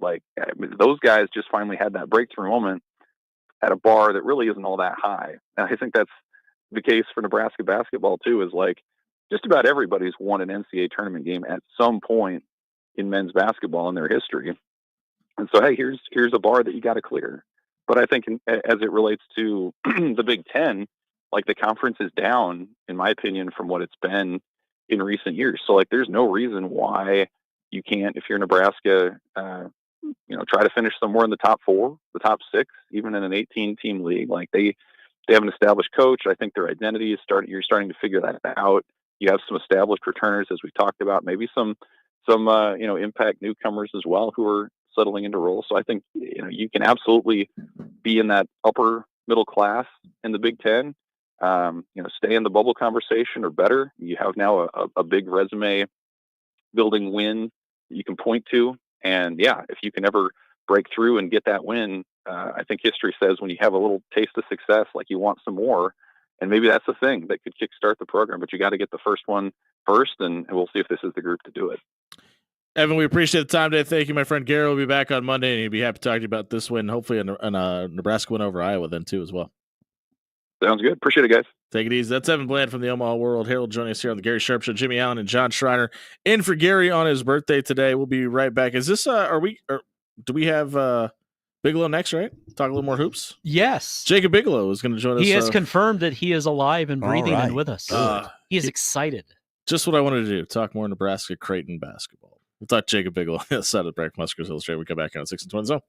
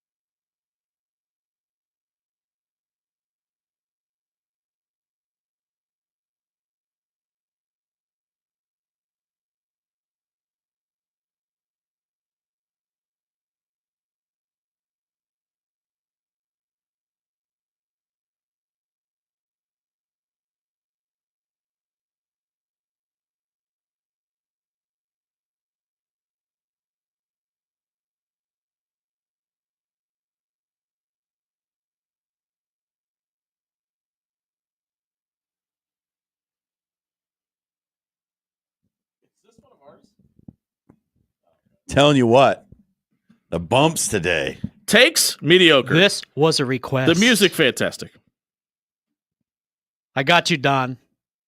I got you. This is not a song about Wisconsin either. I don't know. They did wreck on Saturday. Crashed and burned. Because last week in the crossover, it was sundown for them. Connor and I were talking about songs about Wisconsin, and then he Googled it, and this came up as a song about This isn't a song about Wisconsin. I don't think so. Oh no, yeah, he talked about this Not when at we did all. the crossover. Wasn't this like the? Wasn't This like is the about the Great Lakes because there's a boat that went to the bottom. Wasn't this video made in Minnesota? The wreck of the Edmund Fitzgerald. Sounds cold. Yeah, I don't know. It's not a song about Wisconsin though. No. All right. Neither is Jump Around. Neither here nor there. Nice troll job by the Nebraska people, by the way. Yes. That was hey, great. Here's some inside baseball God, I hate for you that song. guys. Jump Around was playing in Lincoln and at Arrowhead simultaneously. Wow. Wow, really? How about that? That's cool. Asses were being kicked all over the Midwest. That song still sucks. All right. We loaded up the middle of the show with guests, and we have one coming in right now. His name is Jacob Bigelow. He's contributing writer for Huskers Illustrated. He also hosts a podcast. You should listen to it. It's called Stretch Big. Jacob, thanks for joining us. Good morning, gentlemen. How are we doing? Anything happened over the weekend to talk about here in the local sports market? Fun was had. Not a bad couple days for for things to talk about. That's for sure. Good times were had, but not by all. Both John and I's NFL's teams lost this weekend, so we've kept it strictly college Do you football, like how college nice basketball I've been? talk. I can't be mean to John. He knows what happened. I know He what also knows happened. his I team know will what be in the playoffs. Mine, I'm just hoping we'll sign Daniel Jones to start against his former team Thursday because I'm sick like that. All right, Jacob, you're the resident basketball guy. You talk us off the ledge. So talk Creighton fans off the ledge right now. Why was the loss to Nebraska not as bad as it looked? I would say that it is still November. This game feels a little early, compared to when it usually happened. I think it was the second or third earliest, that the game had been played in the series history. Did you like it or hate I it? think I like it or hate it? Yeah, the timing of the compared game. to. I kind of hated it, to be Okay. honest. And I knew, and I kind of thought that no matter how the result went, it was immediately going to get lost in the football and the volleyball the following day and all that talk. But I kind of hated it being as early as it was. But I think that that's kind of my biggest thing for both teams. Obviously the result is what it is, and it's but at the end of the day, it's still fairly early, and I think both of the teams that played are not close to their final form. That we'll see. At the end of the season. It looked like Fred Hoiberg recruited Ricky the Dragon Steamboat. By the way, guys were throwing flying cross bodies at Ryan Kalkbrenner on Friday night. What did you make of the way they attacked Creighton's big man, and is that something that should be cause for concern for Greg McDermott's program going forward? I thought that it was, the defensive game plan from Nebraska was pretty, it was executed to damn near perfection. The way they fronted him in the post, they had backside help, on the otother side. Kalkbrenner still drew, 10 fouls. I know a lot has been made of, his field goal attempt number, but he still drew 10 fouls and, got to the free throw line. But the way they fronted the post, were denying entry passes. They were frustrating. They were frustrating the hell out of him, and I'm sure Greg McDermott too. It was. Their defense. A lot of the narrative going into last week was, it's just another ho-hum Creighton Nebraska game. Creighton's ranked, Nebraska's not. Creighton should roll. But then there was some people who kind of pointed to, they kind of have, what if, the only path for Nebraska may be if, the same thing that happened 2 years ago. And it, sitting up in the hockey press box on Friday night, it felt like deja vu. Looked like a carbon copy. It was. I almost said as much in my, post game, column for Huskers Illustrated. It was deja vu. The rotations, the defense, they punched Creighton in the mouth right away, and they never trailed for 40 minutes. How much do you think that St. Mary's loss helped the motivation of this team on Friday night? I think it definitely did. I mean, hearing from Fred Hoiberg, that was his big question, for the 5 days leading up to that game, was how were they going to respond? Because they knew how big of an opportunity that St. Mary's game was for a resume boosting, win, a neutral site game that would probably be a quad one win at the end of the year. And they, let it slip. And they, Hoiberg talked a lot about the adversity and, how the response he was looking for. And then he, credited, the 6th-year senior leaders on that team, Juwan Gary and Bryce Williams. And, then it's no coincidence that of the 5 Huskers that wound up in double figures, those 2, led the way with 16 points apiece on Friday night. Jacob, you've said it. I've said it. Don't make too much of this because it's early, but let's go ahead and do that. Let's make too much of this. The way the Big Ten plays basketball with the big bodies, that typically bigger, posts than the way basketball is played these days. It's kind of an old school league. What can Nebraska take from the way they played against Creighton and kind of port into the Big Ten season? Yeah, I mean their post defense. I mean, there's not. I mean, Hoiberg said on Friday, if you want to, it's a good prep for Kalkbrenner, having had Zach Edey in the league for the last couple of years. I don't think there's a Zach Edey type, dominant big, in the Big Ten this year. I think, the closest that they'll come will be when they play Indiana in a couple of weeks, actually, on the 13th of December, and Umar Ballo. But I don't think he's as dominant as a Zach Edey. But I mean, we've seen it. I mean, we've seen it the past couple of years under Hoiberg. They've stuck to that defense. They stick to what they know. The no middle, deny the post. Block the baseline and scramble out to shooters. I mean, they have stuck with that for the last couple of years, and it's been. I think they're not going to shy away from it in the Big Ten. And I think, like you said about the big bodies, I mean, that's part of, why Fred Hoiberg built this roster he did the way he did. They're a big team. Their point guards, 6'4", and, built like a linebacker in Raleigh Worcester. And then, they start that big lineup that goes 6'5", 6'7", 6'6" with Gary, but he plays well above that height. And yeah, somebody should tell him he's 6'6". 7'1". I mean, I mean, they've got plenty of size on that team, 1 through 5, and then guys off the bench too. I mean, they built that roster with a purpose. They're a big team.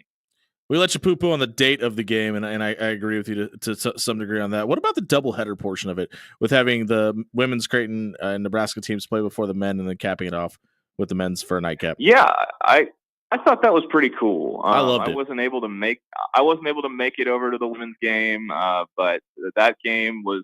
I mean, that game got turned up to 11 pretty quick in the second half. Especially when Lauren Jensen is on a heater like she was for Creighton.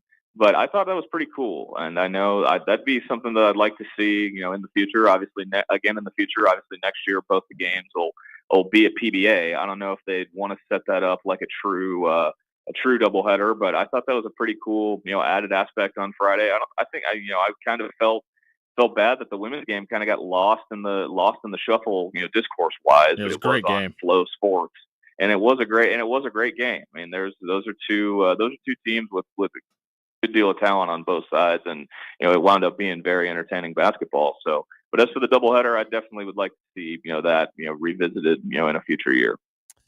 Jacob Bigelow, Huskers Illustrated, Stretch Big Pod, joining us. Jacob, I think when we found out that Rink Mast wasn't going to play this year, after the kind of season he had last year, that was kind of a downer for, I think, a lot of Nebraska basketball fans, because he was a catalyst for a lot of the good things that happened last year.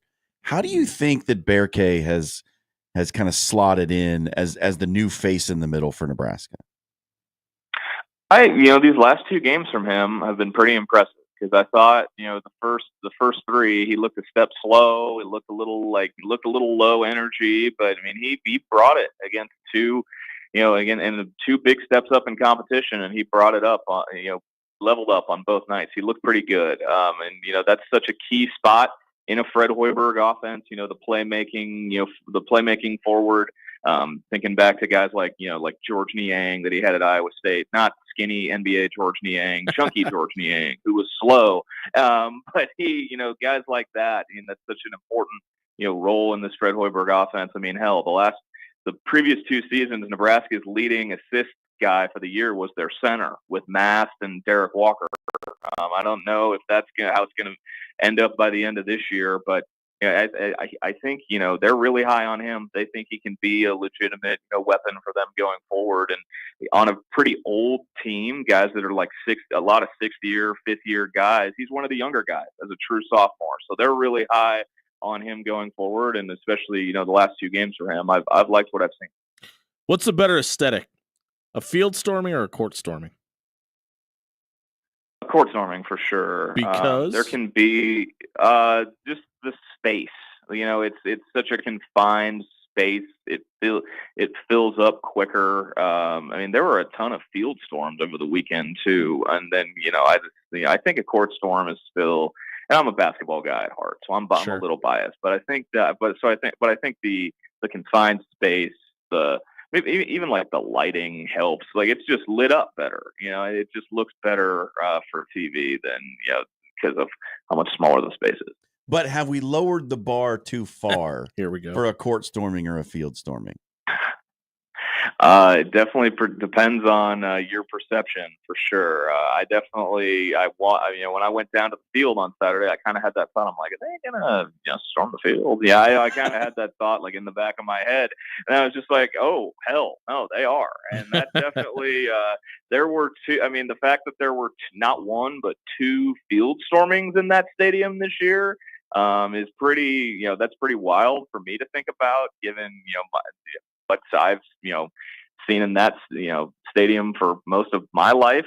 Once in a lifetime. Been on the field for me to have been on the field for 2 field stormings this year is kind of crazy to say out loud.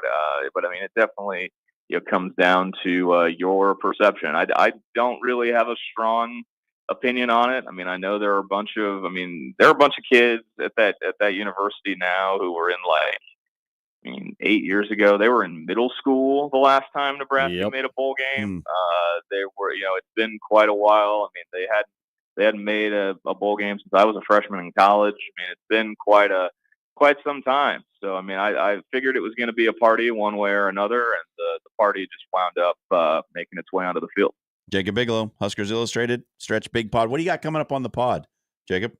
Gonna have a recap of the weekend that was for Nebraska athletics. It's a little light coming up for the basketball. They play South Dakota on Wednesday and then North Florida on Sunday at PBA. But then they, before we know it, I think a week from Saturday is their first Big Ten game because of the 2 early Big Ten games they've got on the slate. So they'll be going to East Lansing next weekend. But just some hoops talk and looking back at Friday night and a little big picture of what's to come. All right, we look forward to hearing it. Appreciate the time, guys. All right. Have a good rest of the show. Thanks, buddy. Have a great week. Jacob Bigelow, Huskers Illustrated. Check out the pod, Stretch Big Pod.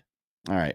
It's interesting stuff there from Jacob. I think the conversation around Bear K and his development for Nebraska is going to be big. Yeah, I mean, when you look at the loss of Rink Mast and what that could have meant from a negative standpoint, I think any kind of productivity down low is going to be a shining light for what you thought you could get and not get this season.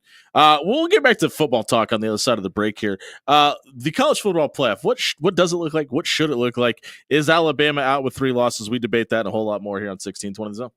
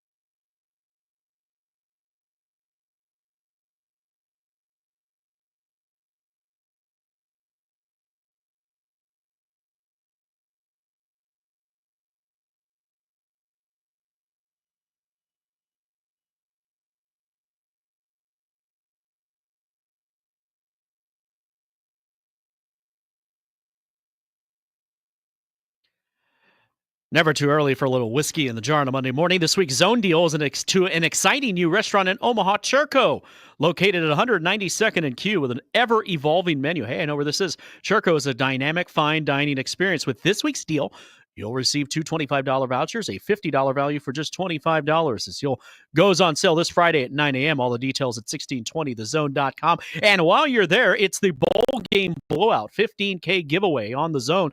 Enter to win big this holiday season with $15,000. Get entered to win now. Same place, 1620thezone.com. Great job by us. Putting it out in the ether. Bowl Game Blowout. Yeah, It's Hey, like we how about knew that? something was coming. The talk of the town. It's all over the internet. The exchange between Donovan Raiola Yeah, that thing. and My money's on Donnie. Luke Fickell You don't mess with a Raiola. and a police officer. There's been a couple of things pointed out. It looks like Luke Fickell's scrum or beef may have been with whoever the gentleman was in the black tracksuit, not necessarily Donovan Raiola. And Was it velour? the police officer didn't really understand the assignment. Did it say juicy on the ass? Which unfortunately not.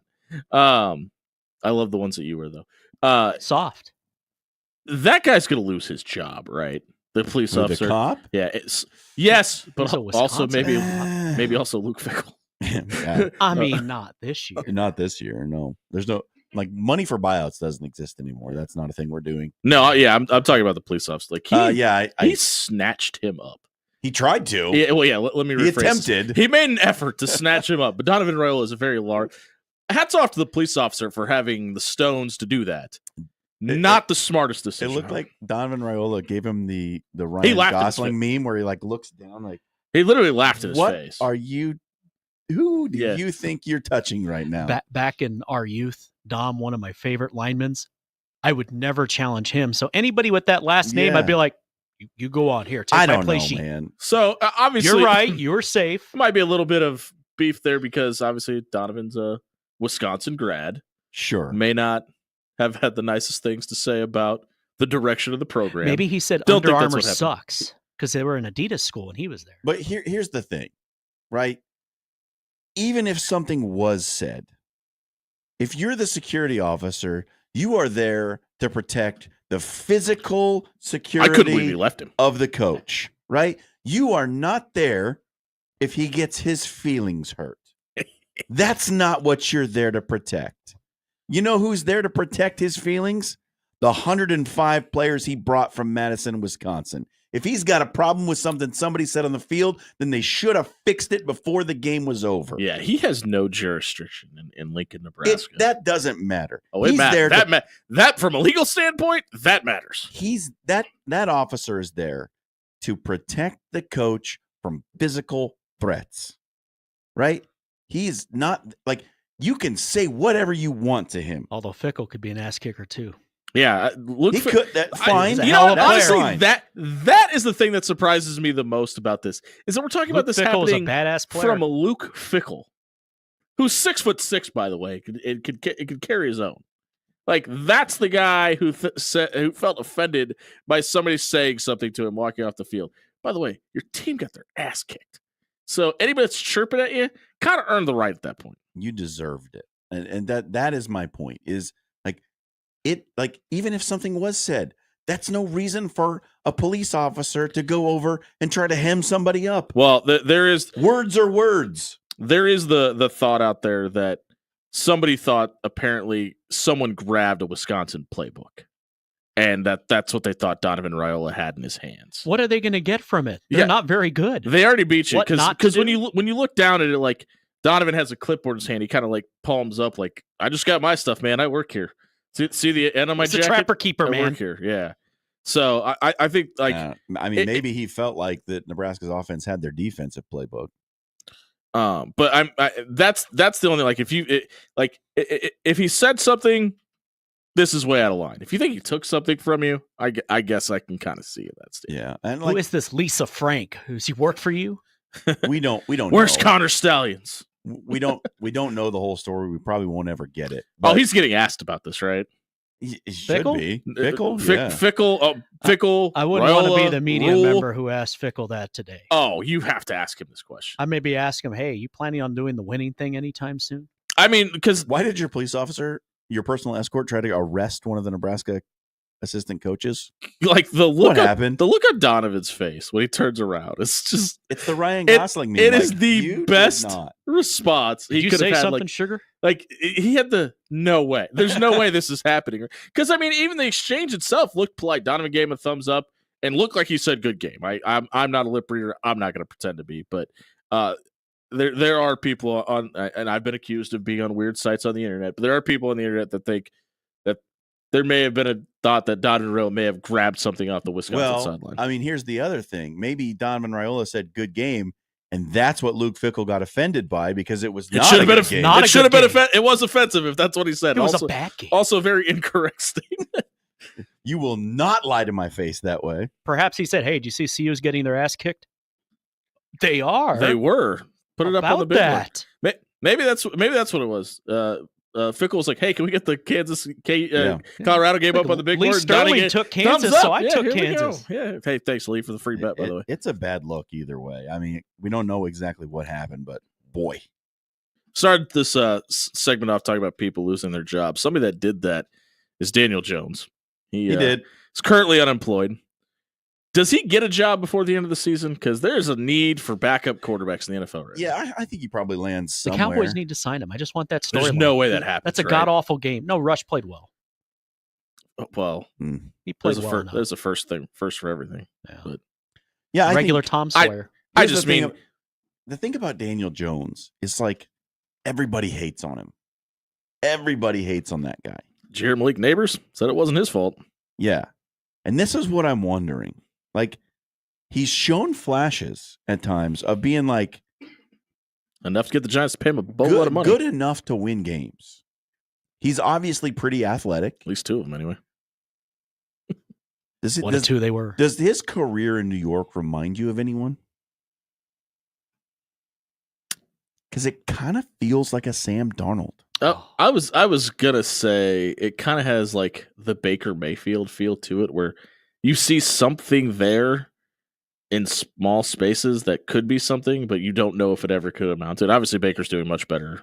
Yeah. In Tampa, but got some comments here on the stream about the little fracas the other day. Shane says the officer felt that Donnie's own line assaulted his Wisconsin defensive line. You would be correct. Very sir. true. That's true. And then Rick, my personal life coach, Donnie, would have kicked Fickell's ass. And I think so too, looking at the tail of the tape. Now, Fickell, it would have been a good fight, would have gone a while, but again, I'm not betting Donnie's ever against I'm not going to bet against a Raiola. Donnie's lower center. Get him off his feet, it'd be no problem. I hear Rick's got a really handsome son-in-law, by the way. That's what I hear. It's not me. But I think Daniel Jones might be our next quarterback reclamation renaissance project in the NFL. I like this. Jim Plunkett. I like New York. Pick a team, bad football. Like they're just poorly run franchises. And the Giants have done nothing to indicate that they can develop players or put players in good situations to win. I mean, hello. Anybody watch Saquon Barkley run for 255 yards as an Eagle last night? Making the case for the MVP this season. Like getting out of New York was about the best thing he's done. He's on pace to set the all-time from scrimmage record. It's insane. So, like, if Daniel Jones lands in the right situation, a la Sam Darnold with a great receiving core in Minnesota, like, dude, Daniel Jones might not be done. Speaking of losing their job, seems like Nick Sirianni might be in Philadelphia for a while, by the way. Certainly. If you're Daniel Jones and you could go anywhere to save your career, where would you go? I don't think it's right now. I don't think right now the job that he gets this year is not the save your career job. I do, and I'm going to tell you why, but go ahead. I think this year is I'm going to go somewhere and sit and regain some confidence and sort of reformulate what's happening. Then you hit free agency hard in the offseason. You see how the chips fall, and you pick a situation that can work. Don't go to the Raiders.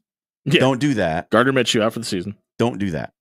But there's a team in Jacksonville that might be looking for a quarterback. So if I'm Daniel Jones right now, if it's like a 4-month stint, it's Buffalo, right? Just go sit behind Josh Allen, maybe get yourself a ring, jump through a table, get a paycheck along the way. I think Miami's really intriguing too, given that you might get to play with Tua's concussion history. You could play with Mike McDaniel's hair. What about the Rams?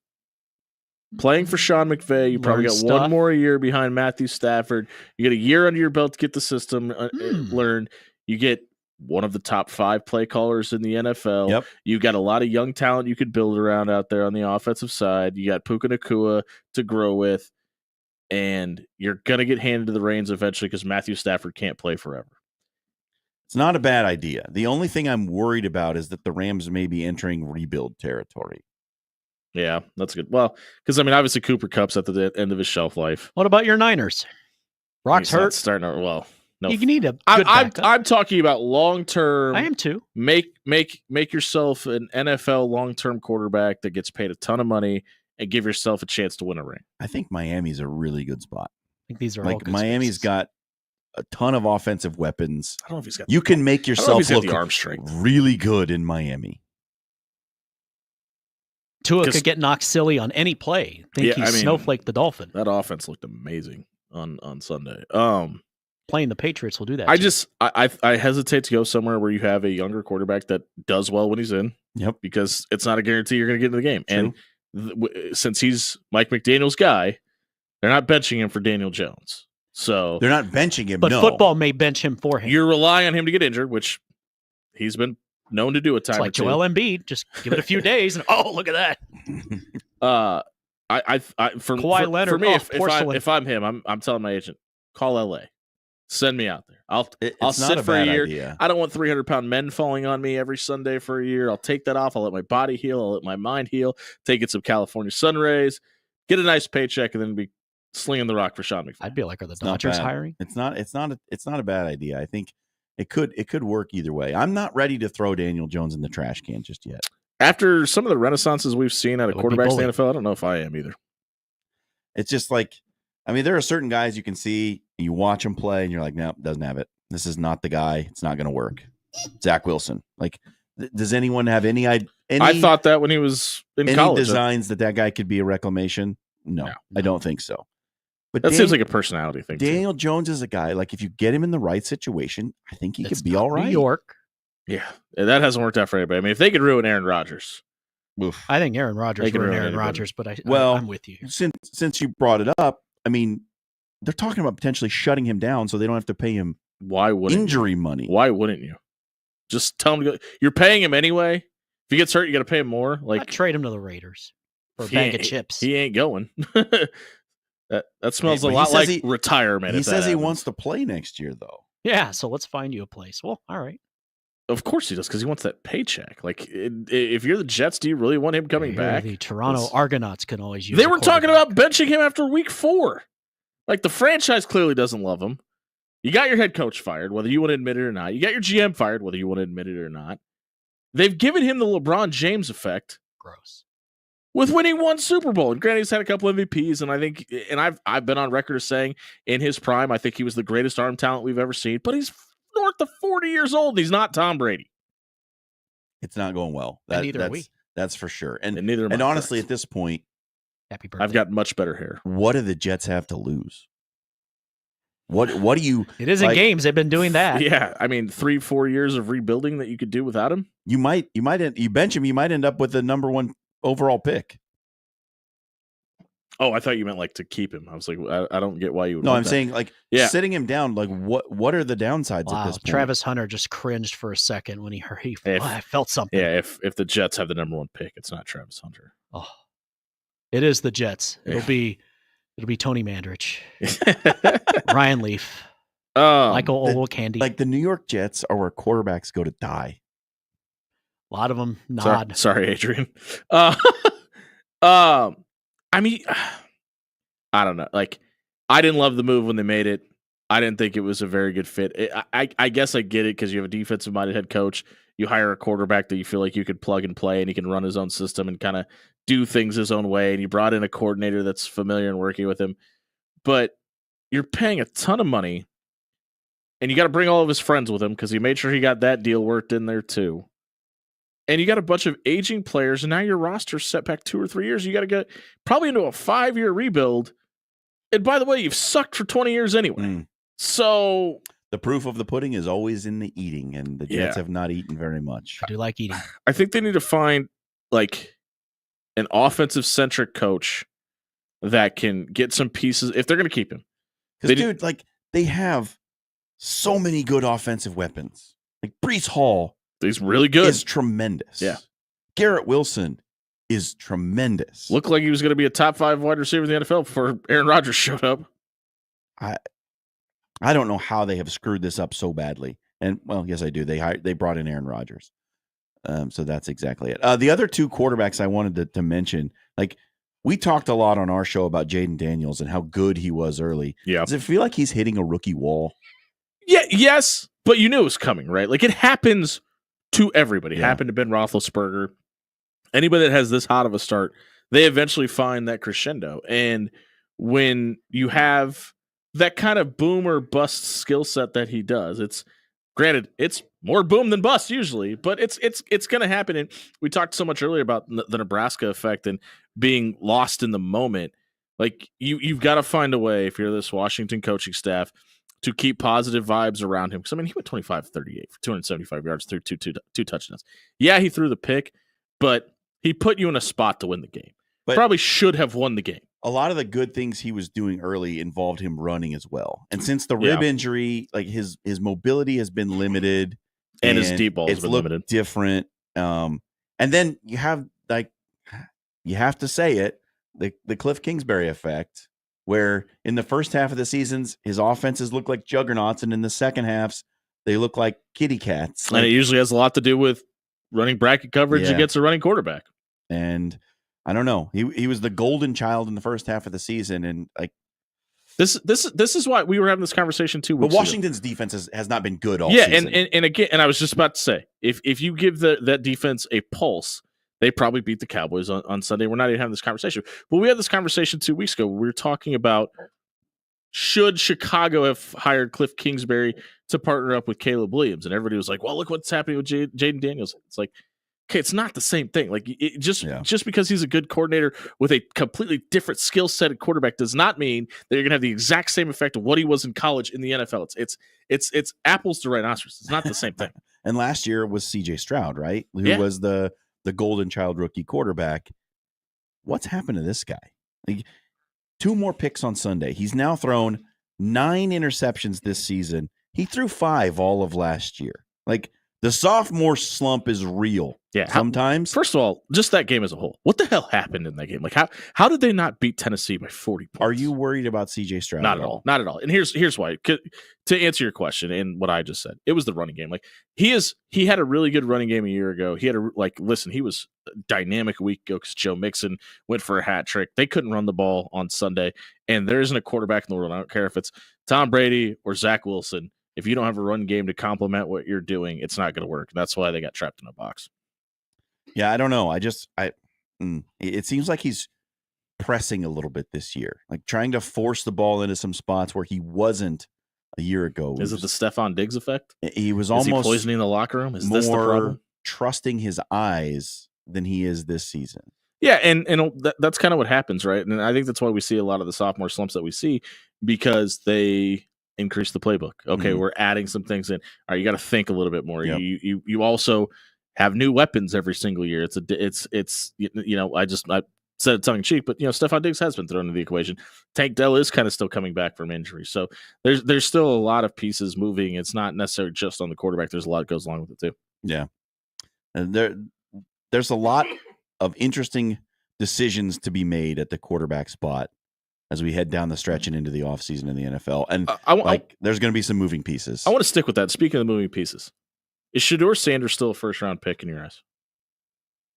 Yeah.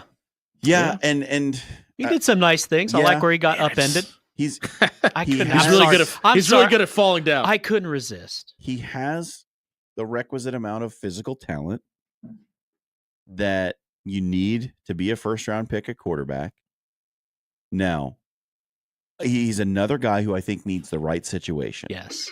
He needs to go. He cannot be a New York Jet. He cannot go into a situation where you throw everything on his shoulders and this is the guy that has to go out and win us games and it's all on you. He needs to come into a veteran locker room that can bring him along and like show him the ropes and get him up to speed, because sometimes when players have that extreme level of confidence that he has. If it doesn't go exactly right, we've seen it in Boulder. Immediately, it falls apart really fast. That's my read on the situation. I think he's very talented and he has the ability to play quarterback in the NFL. I think he needs to start out in the right system. I think one team, 1 out of 32, should draft him. And I think all the other 31 teams is a bad fit. And I think it's the Seattle Seahawks. You have a defensive, strong-minded head coach that knows offensive personnel. You could sit behind Geno Smith, and you've got weapons around you. You've got a good run game, you've got a solid defense, and you've got a big-time target, 2 big-time targets at wide receiver. I don't know if he can succeed literally anywhere else in the NFL. The other answer to your question is yes, because the quarterback draft class isn't that deep. And that might be the only. And there's always going to be a quarterback taken in the first round. And he's probably going to go in the top 5 for that reason. I still think he's good. And he is good. Put him with an offensive line, the right situation in place. He could be really, really good. I worry about the mental state. I think he's got all the talent. Don't worry about that with me. True. I worry about you as well. I think he's got the talent. I think he's got the talent and athleticism as a top 5 pick.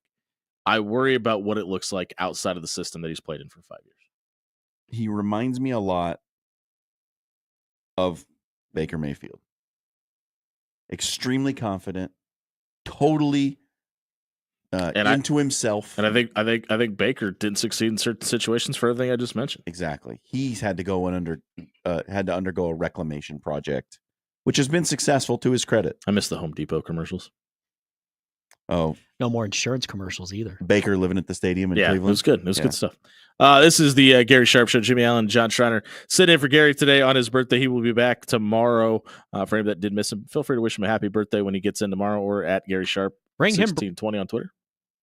Bring him breakfast. What happened? I don't know. I heard you. You came through loud and clear. Okay. That's Jimmy Chavez. Oh, there we go. Yeah, we'll be right back wrapping up the show and getting ready for the crossover, the Happy Show here on 1620 Zone.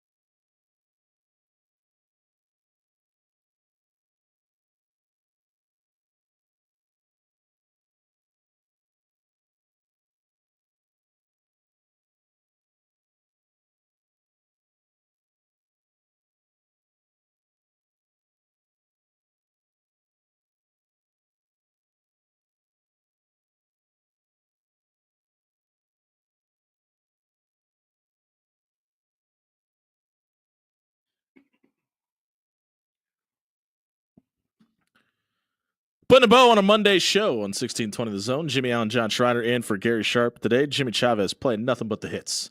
Nothing but the hits. Of the here. 70s, 80s, 90s, and today. You're on 1620 The Zone.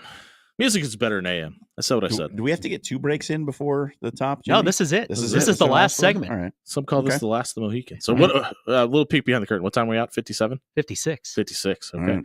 Well, if you're wondering what time we're leaving, you got 12 minutes with us here. So we're going to talk the college football playoff. Alabama gets blown out by Oklahoma in Norman. The Who saw AP that poll comes out and has Alabama at 13. If you're doing your math, That's that not top 12. That means they're out. They're in front of Arizona State, ESPN will get them in. which if Arizona State wins, by the way, they went out. They're a 9.5-point favorite at Arizona this weekend. They're the number 1 seed in the Big 12, just as everybody thought was going to happen. Never this count year. out Arizona in the Territorial Cup. Yeah, it'll be Iowa State and Arizona State in the Big 12 championship if both those teams win. Farmageddon Saturday night, 20 degrees at kickoff in Ames, which is That's warm the way for it's them. supposed to be. But that Big 12 race is wild, though. There are potentially 9 teams still alive. You know when BYU is a shoe-in to win the conference? Right? What a time that was back And they in lost. the first week of October. Now there's like a tiny little sliver of a path for them to get to the conference championship game. There's no way at 9-3 Alabama gets in. I've been right? saying it all season that a 3-loss team is not going to make the playoff. And I think here's why. Because when you look at the top seed in the SEC, you know who that is? Texas. That would be Texas. You want to guess how many wins Texas has over currently ranked teams? None. Rhymes with 0. Because it is 0. Can a word rhyme with itself? It cannot. Also, nothing rhymes with 0. Hero? We talk about Hero? I was kidding, Jimmy. Okay. We do this all day. Yeah.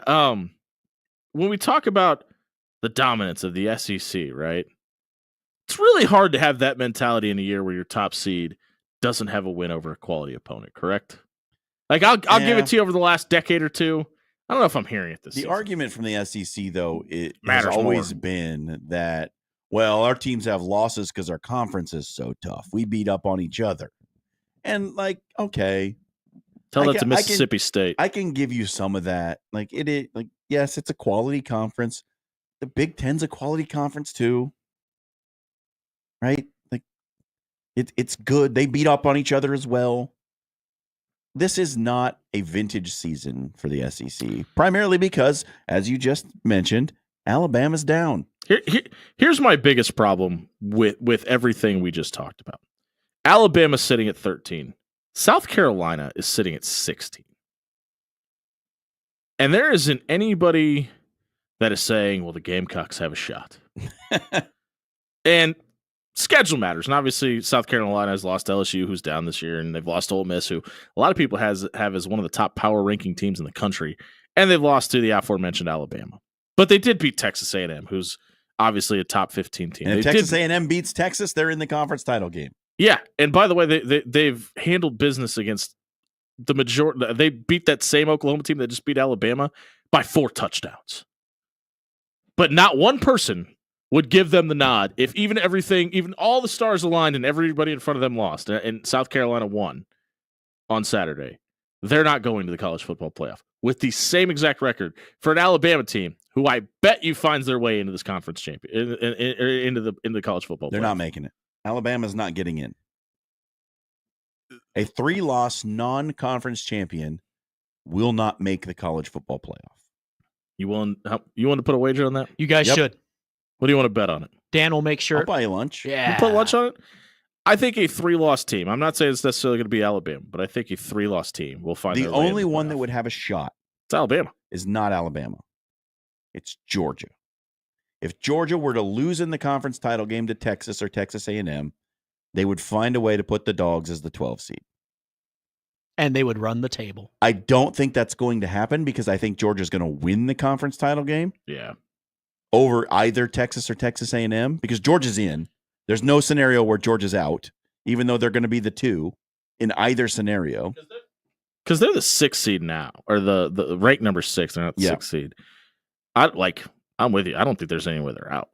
If they lose in the conference championship game, they're going to get in. If they lose, they will either be in or Alabama will jump them. That's the only way it happens. But I don't think I think Georgia's going to win anyway, so we don't have to have the conversation. And then there are no other 3-loss teams I think that are going to be in. Yeah, Georgia, Arizona State could get in by winning the conference as a 3-loss team. They only have 2 losses. They're 9-2. Yeah. So I guess it is. Yeah, it's down to Georgia. That's the only way. And then they wouldn't be a conference champion. So, yes, they are the only team I can see as a 3-loss non-conference champion getting in. I think Georgia's in no matter what. I do too. Even if they lose. Yes. So where would you like to buy me lunch at? They're going to win. And they're going to be a 2-loss conference champion and a top 4 seed. I suggest one of those sandwiches like you had the other day. Yeah, shout out to Gandalfus. The one run that nobody's talking about right now that still has a possibility to come to fruition is when you look at Tulane and Army. They haven't played each other yet this year. Both teams are undefeated in conference play. And Tulane's sitting at number 18 right now. And if they're able to win out, and they get Memphis this weekend, and they're almost a 2-touchdown favorite, and they go on and they just put it on Army, and Boise State falls. Well, if Boise State loses, they're not making it. Right. But nobody's talking about Tulane right now. And I think it's because that Army game is looming for the conference championship. But for a team that's replacing their head coach, they obviously had a great run a year ago. Yep. For them to be sitting in this situation where it's a possibility, it's pretty intriguing that the Green Wave are in the spot they're in. Because everybody was talking about Army. They were the darling of the country earlier in the season. Obviously, coming off their first loss of the year. They got slapped by understandable, but the way that they lost is why nobody is continuing to talk about them. It kind of sucks. You've got to find a way to go back to divisions, in my opinion, sooner rather than later. So here's my argument for that. I think the larger question is not about divisions. The larger question is about conference championship games. And should we have those anymore? Because look at this. The Big Ten and the SEC, maybe not for the Big Ten and the SEC, because the team who finishes second in the conference championship game is getting in on almost every scenario. In most cases, the team that finishes third is getting in almost every scenario. But for the ACC and the Big 12, right? Yeah. Like you are taking your second place team in the conference and adding a loss to their record every year. And hurting their seeding, probably taking them out of the contention for a home playoff. Exactly. Yep. Like, but if you end your season as a Big 12 conference and you've got a 1-loss team at the top, a 2-loss team in second, and a 2-loss team in third, that third place team's probably not getting in anyway. And you could screw the second place team out. The second place team is potentially in. Yeah. Unless they lose in the conference title game and get that third loss. And the Big Ten, the SEC could say, the 3 losses, not good enough. So the question now is, do the ACC and the Big 12 think about getting rid? I know it's a huge money draw. They get a ton of TV money for their conference title game. And that's why it's not going to happen. Right? And that's why Alabama But how will much be in more the money would playoff. you get putting 2 teams into the college football playoff versus 1? I'll even take that one step further, because if I'm everybody else, I'm refusing to play a conference championship game until Notre Dame gets on board and gets into a conference. Because if the way they schedule and the name on the front of their jersey, all they have to do is win 10 games and they're guaranteed a home playoff game. Because they're guaranteed. And by the way, they already there's a movie about them. And they already get a bye. They don't have to play the conference championship game. So not only do they get a home game, they get a bye at the same time. And they're going to get it every time they're anywhere near the top 12 because the money draw will make you do it. Because right now you're sitting with Arizona State and Iowa State with the inside track to the Big 12 title game. Yeah. One of those 2 teams is going to end up a 3-loss team and be absolutely eliminated. Emphatically out. You're not a 3-loss team from the Big 12 that didn't win the title getting in. It's not happening. But if they don't play that game, they have an argument. Iowa State specifically, I think, more than Arizona State, which is the way it would play out too, because Arizona State would technically be the 1 seed. And you can make up the money that you lose from a conference title game by getting an extra team into the playoff. I believe that. It would. It undoubtedly would. To me, I just think that there's clearly one team, and I'm not a Notre Dame hater, and I never have been. That's not the stance I'm taking because I have some sort of ill will. But there's clearly one team that is benefiting from this more than anybody, and their athletic director just happens to be on the college football playoff committee at the same time. And the fact that nobody else is going, anybody else seeing this, and there's just such an advantage for this one program, Like, is it a benefit for the Tulanes and the Armies of the world to have their conference champion get an automatic qualifier in? Absolutely. You can do that without a game. You can do that without a conference championship game. So the fact that we've already got crazy tiebreaker rules that really don't make any sense, but the fact that everybody else has bowed down to Notre Dame and just kind of let them rule the roost, like they're never going to get off the pot. They're just never going to, because you've given them all the incentive not to. There's no You've incentive. incentivized them to do it. You've letting them keep their TV rights. You've let them get an automatic roll to the playoff. And I get it. There's a ton of cash in South Bend, Indiana. What do rich people love? They love themselves some more money. But you've got to find a way to make it uniform across the board for everybody else. It's just an unfair advantage, a clear as day unfair advantage. If you haven't gotten the memo by now, what the committee who chooses the college football playoff values more than anything, eyes on the product, win-loss record. How many did you win versus how many did you lose? Yeah. Your strength of schedule only comes into play when we get down to the dregs, like when we're at the very bottom. But if you go 10-1, you're in. Or 11-1 in a major conference, you're in. It doesn't matter. You're in. Yeah. As a football purist, do you want conference championship games to go away? I mean, because you got taken the. Look, I grew up in an era when there weren't conference championship games. It's true. The SEC started theirs like late into my football fandom. So if we go back to the old way, no skin off my back. I kind of love the conference championship game, and I want to stick around. Hey, thanks to everybody that stuck around with us through this 4-hour journey called the Gary Sharp Show today. Thank you to Evan Bland, Ben Audi, and our good friend Jacob Bigelow for joining us today. If you missed any of it, catch it on the radio replay page on 1620 The Zone. Gary Sharp back in tomorrow, hanging out with Jimmy Chavez, waking up early in the morning and having some old man football talk. Happy birthday to Gary Sharp. We appreciate you giving us the runway to be on the show today. We're going to do the crossover with Josh Hudson and Connor Happer of the Connor Happer Show on the other side of the break here on 1620 The Zone. Stick around.